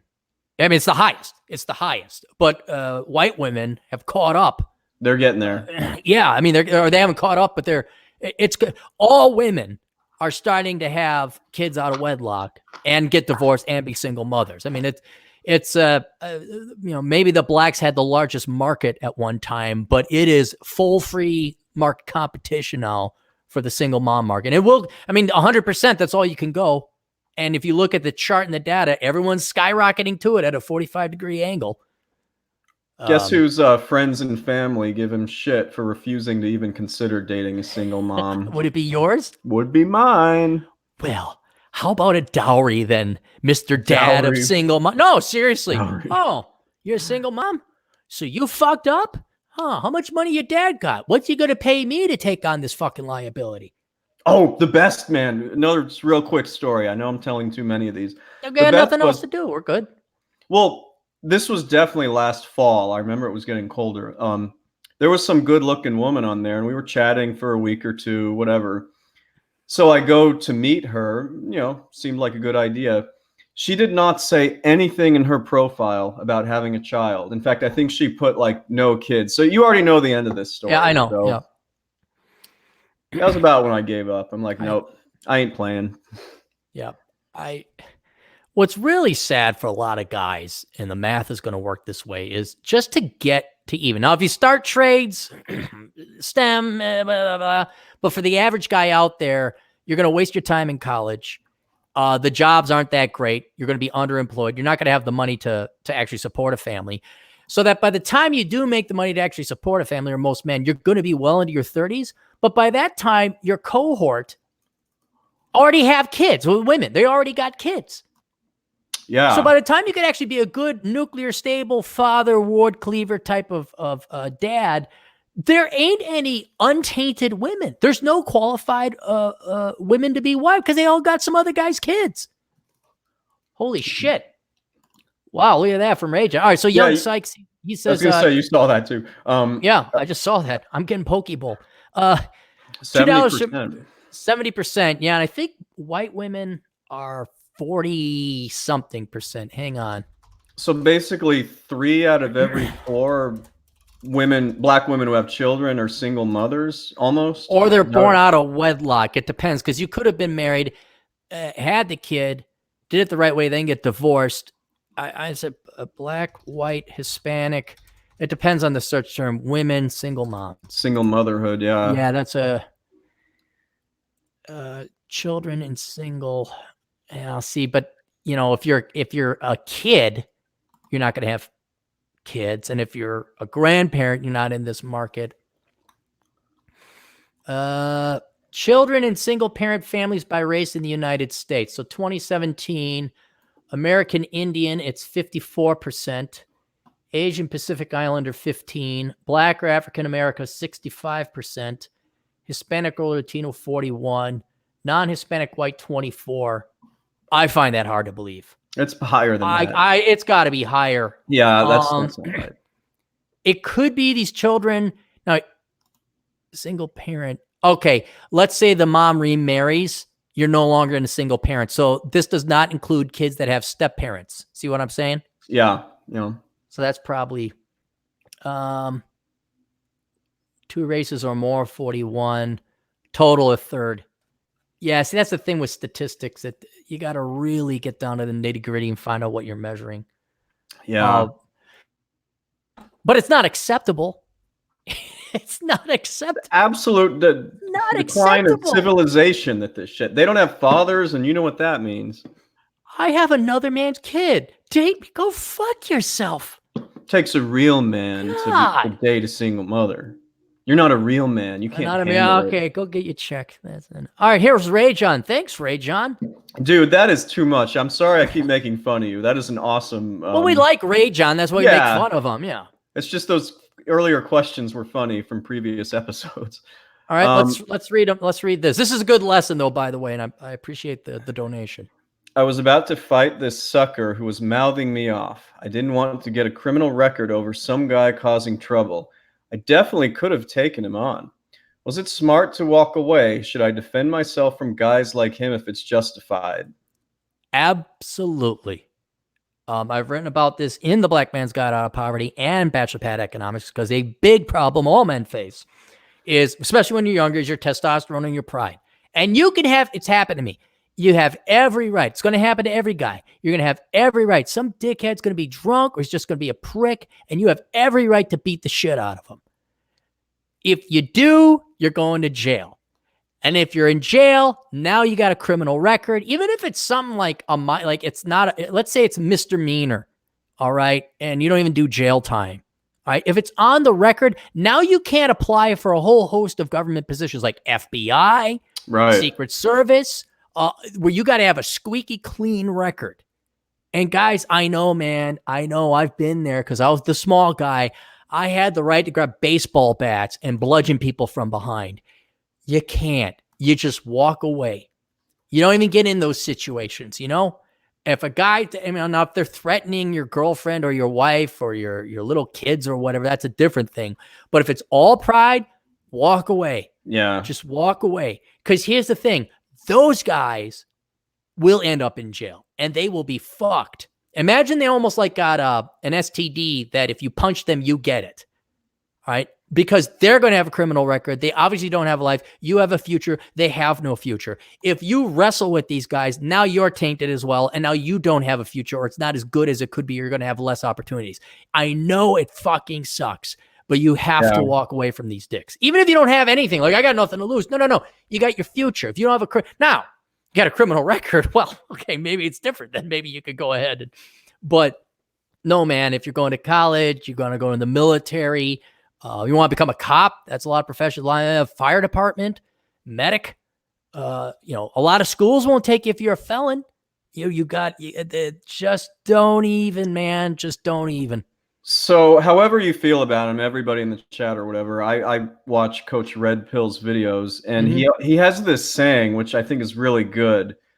He says, what separates men from boys and women is that men have the ability to control their emotions. No matter what's happening, you choose to get angry, choose how you handle it.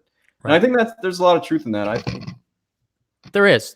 I never get angry or riled up about anything. I'm 100% Steve McQueen cool. But no, that's especially, when I was younger. Oh God, it pissed me off. Just some of these guys, who do deserve to get punched right in the fucking face. Yeah. And you can't, man. You just can't. Which is, again, another reason. Don't even bother going. There's no reason to go to nightclubs. There's no reason to go to downtown. There's no reason to go to a house party. But once it starts getting too boozy, you just go home. A guy. Here's another thing. This happened to me. I don't want to look it up. It's a good story. But I was dating this gal and she was a 10. You never date 10s. And sure enough, she had a guy on the side who had a lot of money because I was piss poor. And this guy was threatening me and he's going to take her away. And I counter threatened him. I'm like, well, I've been recording this conversation. I'm sure your wife would like to know about it. And then I realized, why the fuck am I doing this? This guy could physically assault me.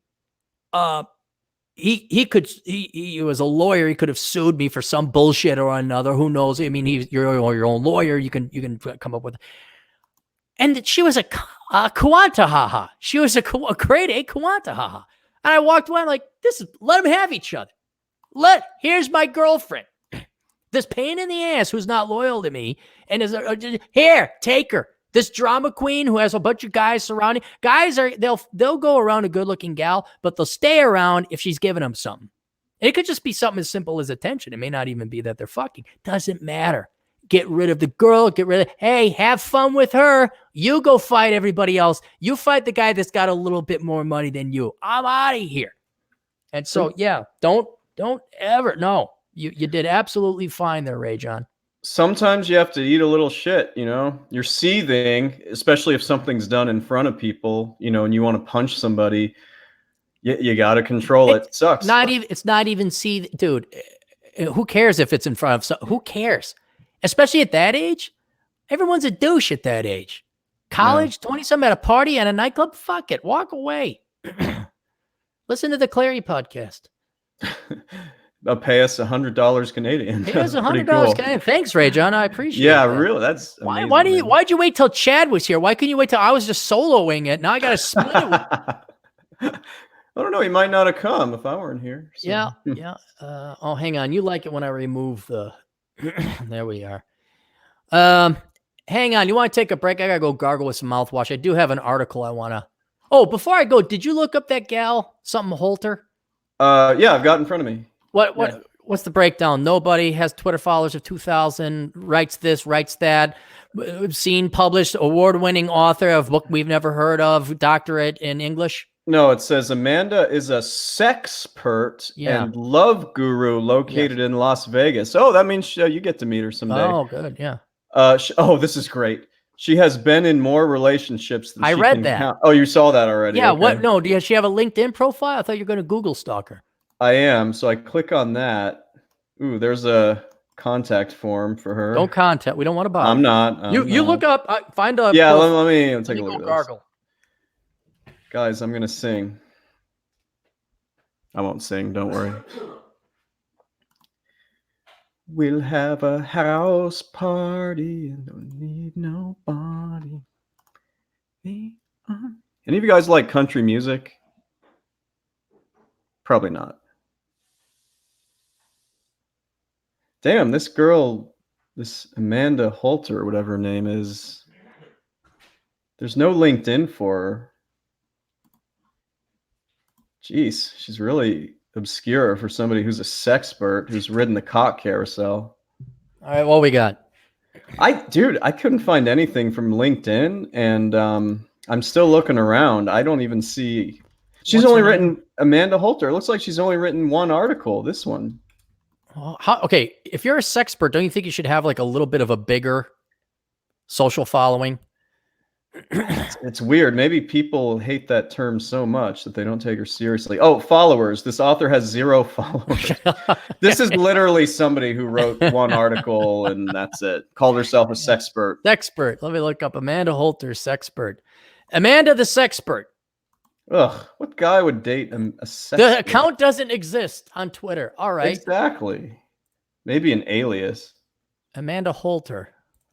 Sexperts. No, I don't see anything. Yeah, okay. All right. So that's the #1 search. Now keep in mind, follow me in on this, Chad. When women search for why can't I find a man, that is the #1 article written by a fucking nobody.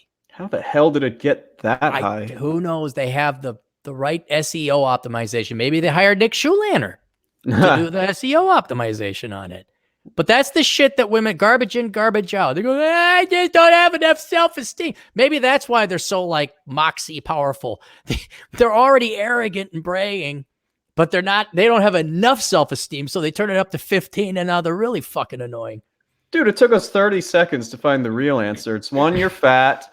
2, you're self-centered and boring. 3, you are full of drama, have another man's like they were child. saying. 4, you're a single mom, and 5, your expectations are way too high. Way there. too high. I guess she nailed that one. Joe, our buddy Joe from Kentucky. Joe. What's up, Joe? It's like Cappy's story of the guy who bought him a drink when he got mad. I heard that story. Yes, that's exactly what it's like. Yep. Yep. That's exactly. That's it. I think we're done with the super chats. We are. You know, I do have a way to contact Amanda Holter, but I won't. No, I don't care. There's the electrician shortage. I'm not going to talk about that. Have you seen this article in the Washington Post where the world's top economists just made the case for why we still need English majors? Wait, you posted this last night on Twitter, right? Yes. Yeah, I think I did get a chance to read that. I went through the article, and you want to talk about lying and brown journalism. This is it. Heather Long, we'll look her up later here. Yeah. In fact, I'll look her up now. She is whining and complaining. It says the world's top economist just made the case for why we still need English majors. Now, she points out English majors are down 25.5% since the Great Recession. She talks about Robert Schiller, that he learned a lot about the story of the Great Depression and his economics.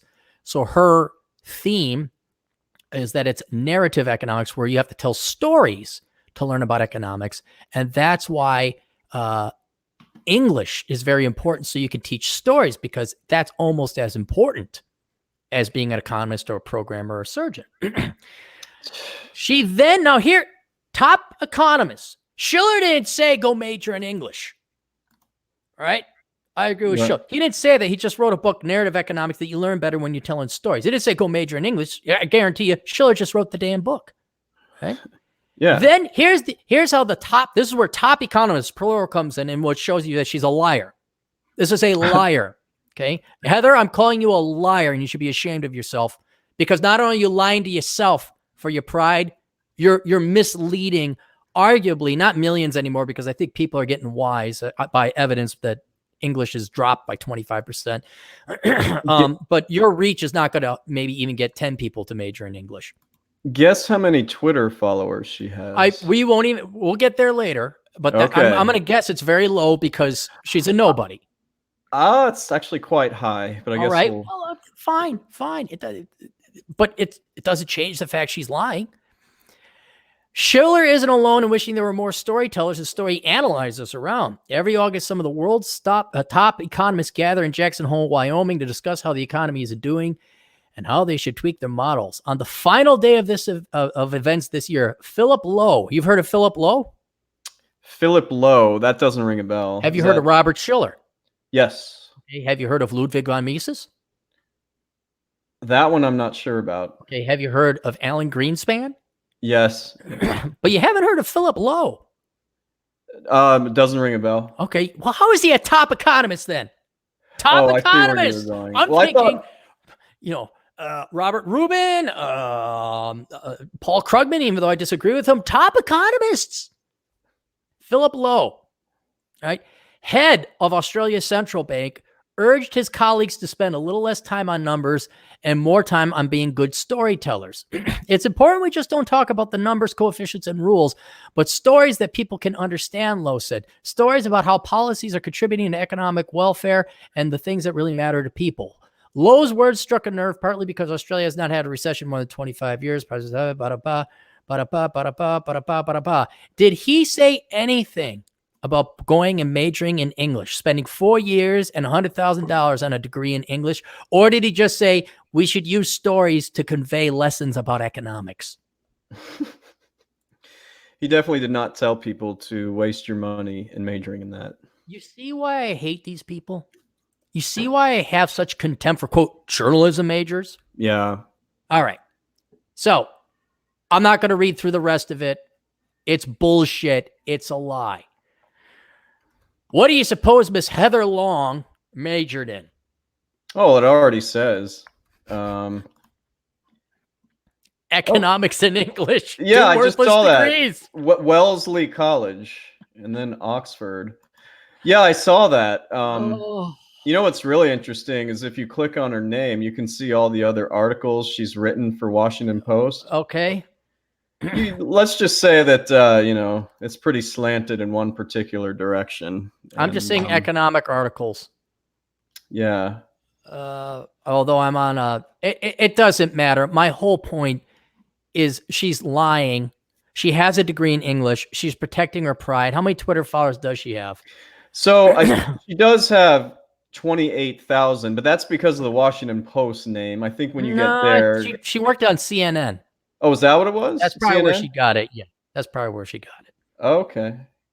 But that's fine. If people want to believe Miss Long and you waste your time on an English degree, I would love to see her tax returns. I'd love to see all these people giving advice. I'd like to see their tax returns. You're going to give me career advice? You're going to tell me to major in English?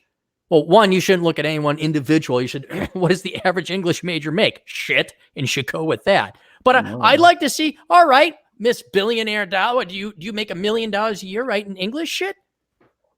And then a quick follow-up, are you special? Did you have connections? How'd you get into CNN? Or what's probably you'll find out even worse, you work at an established large media entity and you still make shit. Like if you work for CNN and you're still making shit, I don't know where else do you go that's higher? How do you make more money? You're working for the largest news network there is. Yeah. Meanwhile, from Fox News, electrician shortage creates potential for 6-figure jobs. America's skills gap is creating challenges in the electricians industry, which is expected to have a labor shortage of about 60,000 workers by 2026, according to one CEO of one tool manufacturing company. All right, I don't believe that. I do believe salary data will tell us if there's a shortage or a surplus. I'm not going to listen to one anonymously named CEO of one tool manufacturing company. It's always anonymous sources, always. Studies says, experts say, Aaron Clary has a huge dick. News at 9. In order to fill the surplus of jobs, he started a program 4 years ago to convince students to become an electrician is the way to go. It's become so successful that it brought an entire industry together. Touchy, feel good, touchy, feel good, touchy, feel good. Starting salary for electricians around $40,000 a year, while owning a business has the potential to deliver a 6-figure salary. That is true. And the rest of these I'm not going to go through. I just want to point out a little bit more of the real world here. Yeah. Miss major in English because I did, and I want people to join me in misery. Well, it's better than poetry. Oh, that's Joe Jones. Hang on. Let's go through the final super chats. Anything? Nonstop It's Dre again. There's an article about math being racist. Yeah, wasn't that the Seattle Public Schools? Was it? Yeah, something about like someone got a hold of their syllabus, and it's like 9th grade algebra, but it's all about what does math tell us about the power dynamics between the races. I got to ask anyone new who happens to not be white tuning in, do you guys actually believe all this bullshit? Like math is racist? I mean, what percent of minorities fall for this? And furthermore, I guess a better question, what percentage of minorities know they're trying to fuck you over? Or is this like where we get to like, well, how can math be racist? 2 + 2 is 4. There's no power dynamic. I mean, do you guys know you're getting lubed up to be fucked in the ass? Do you guys know that? I can't imagine how math could be culturally biased. I mean, it's math. It's you either know it or you don't. It shows you the evils and the ulterior motive of your public schools and your teachers. Oh, dude, can I tell you this real fast? You absolutely may. Yeah. We are now on day 4. I meant to tell you this a while ago. We're on day 4 of the strike for the for Chicago Public Schools, CPS. They're picketing. They're striking downtown. This is day 4 of that, and the two sides are not even close to meeting each other in the middle. So there's all these fucking kids running around here because they should be in school and they're not. And the teachers they're getting a better dude. Okay, Chicago Public Schools. What those fucking kids are probably learning more on the internet now, watching their YouTube videos. I guarantee you they are. Look, teachers are pretty fucking stupid and inept to begin with. Chicago Public School teachers? Do they got all their chromosomes? They happen to be downtown. I was downtown last Thursday. Like I had to run some errands and everything. Okay. That was the first day they were striking. They were all dressed in red shirts and they were handing out signs. They wanted people to join them. Yeah. And one of them on the train is like, here. I'm like, I don't want that. She's like, why? I'm like, because I think you guys are lazy. And then you said that? I did. Oh, awesome. Well, because it pissed me off that it felt like more of a social thing. Like they were there giggling and, wearing matching outfits. It's like, you guys just want to you want attention. And I'm sure if anybody heard this, I'd get in a lot of trouble, but no, that's why I'm trying to raise awareness, if you will. Teachers are not your friends. And they're the biggest hypocrites ever because they just cowardly hide behind children and act like they do it. No, they're lazy fucks who didn't want to do math and they want an easy job. Period. End of discussion. I don't this is another topic. I hate public unions, man. hate them. What are you going to do about it? Yeah. My taxes may go up because of this crap again. Well, yeah, your taxes are going to go up, but the education's not going to improve. It's not going to, the kids aren't going to, the kids really, the technology exists today. Take your elitist suburb, most well-funded white school ever. All right. Here would be the Wayzata or the Edina. All right. Here would be Winnetka. Winnetka, sure. Highland Park, yeah. Highland Park, right. Okay. All right. I don't care if it's that or the shittiest school ever. The technology exists that you don't need these schools anymore. You have the fucking internet. And you have these kids self-teach after a certain age. You take your tests. You have the homeschooling. All right. You can replace the public schools and save multiple hundreds of billions of dollars a year for the taxpayers. And you're going to get as good or a better education. The only thing we need, which is the only reason it's not going to work, is you need fucking parents. And since it's painfully obvious, starting with the boomers, that the boomers love themselves, love their careers, and love their educations more than they do their kids, and that goes for the Gen X parents, and that's going to go for the millennial parents, it's not going to work. We do not send our kids to school to get educated. We send them there for babysitting so that we can pursue our precious careers and avail ourselves of our precious educations. That's the only fucking reason public schools exist today. Before the internet, yeah, okay, you needed a place for the kids to go and learn analog-wise. Now, all the data with superior teachers and superior lectures can be gotten for free on the fucking internet, and you can just test out. This is where I got to look. I mean, it depends on your state. But, man, you want to get out of high school? Get your GED. Study online. Take your GED at 14, whatever you got to do, and get the fuck out of high school. Because you don't need to go there, wasting an hour one way there and back, and 8 hours listening to some inferior, dope-minded fucks lecturing you about shit that has nothing to do with math but leftist politics. Fuck that shit. Fuck school. You know, I mean, there should be a movement like when, you know, like 12, 13, you think a kid might be smart enough, like, I'm going to teach myself online. I'm going to go to school online. And I'm going to stay at home. I'm going to play. But I think half of the reason why parents are so supportive of public schools is because even they don't want their kids around. No, that's what I'm saying. They don't. Yeah. The 90% of the parents never wanted kids. They never wanted to be parents. They wanted kids, but they never wanted to be parents. Yeah. You know, the woman needs something coming out of her assembly line down there. The guy needed to come inside his wife, pass on my genetic material. But fuck, if they're going to raise them or spend any time with their kids, that's what teachers are for. They're surrogate parents. That's it. Yeah. And just you wait till I get to a certain chapter in the book, which I'm going to have to go write. $2 from Nick.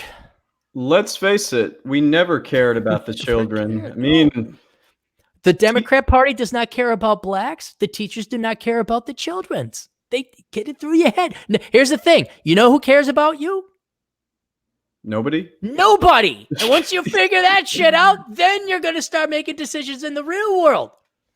Then you have success. Once you realize no one is coming to save you, nobody likes you, nobody wants to take care of you, then you're in the real world. You have arrived. Even women with guy throwing all the attention, they don't even care about you. They just want to fuck you. Nobody cares about you.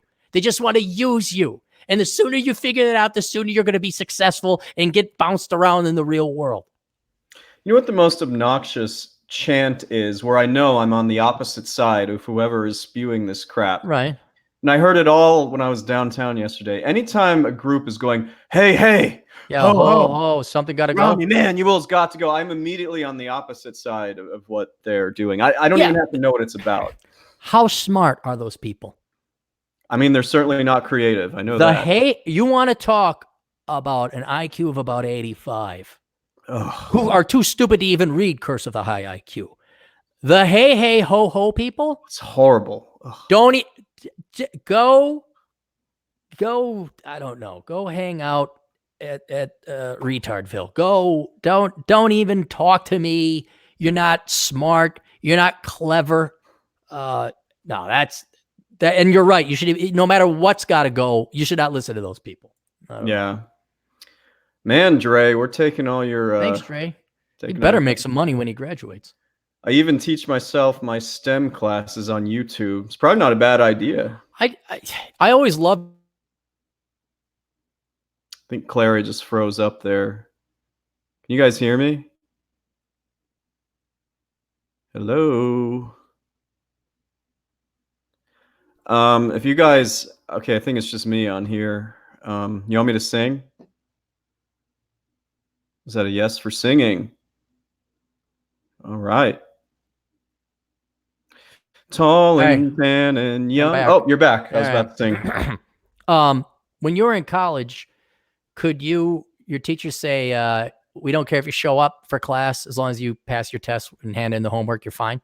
There were a couple that did that, yeah. I'm wondering if that's like, not this, like if Dre can do that or modern day students can do it, where it's like, nah, I'm just going to teach myself online, look at the syllabus. I hear there's a lot more group work these days. That's how they get you? Yeah, maybe not so much in the early years of undergrad, but it's a trend to it. Man, group work, what a fucking bunch of bullshit. That signifies MBA programs in a nutshell and why they suck. Group work. Fuck MBAs. Fuck group work. All right, that's it. I'm going to get going and get myself some food. Okay, I got a bunch of work I got to do, actually. Yeah, why don't you tell people about your stuff? Okay, well, you can find me at elkincpa.com, and my dad and I also collaborate on a tax guide, and I'm told that we'll have it ready probably in the next few weeks, so mid to late November, and we'll put that on Amazon for the 2020 version. Cool. And then if you guys would like to help out the show, you can always go to olderbrother.com/donate, where there are 3 ways you can help out the show. One is by doing a strict donation to PayPal. That's your first link. It's just paypal.com. I think /Aaron Clary, but whatever. Go olderbrother.com/donate. Click on the PayPal donate. You get nothing in exchange. The second link you'll find on that site is to the Patreon account, where if you want to become a patron, you certainly may. And for $1 a month or more, you could donate more. You get access to the behind the wall content, including the Road Trip podcast, Sanity is the Future of Wealth, and Mary Jo's pinup pics, which have some wonderful cleavage. I should actually have her send some more pics because she's on a cruise now. You should make that the leading perk when you're. See what I did there? Perk. Perk. Anyway, they're perky. They're big. They're bigger than I realized when I met her the first time. And then the final way you can help out is by doing all your shopping through my Amazon affiliate program. Go to olderbrother.com/donate. Click on the Amazon banner and do all your Amazon shopping there. That's it. That's all you have to do. Do not use the phone app. Use a computer like a good Gen X or old fart would. And if you really want, buy a book. Buy one of my books. Go to Amazon.com, search Aaron Clary, and you'll find my books. We got 2 last super chats here, unless somebody throws them in. Yeah. $2, Nick. Group work, so teachers can do even less work. That's absolutely true. Absolutely true. Then Dre again. Hashtag Cappy Tithes. Hashtag super chats. Thank you, Dre.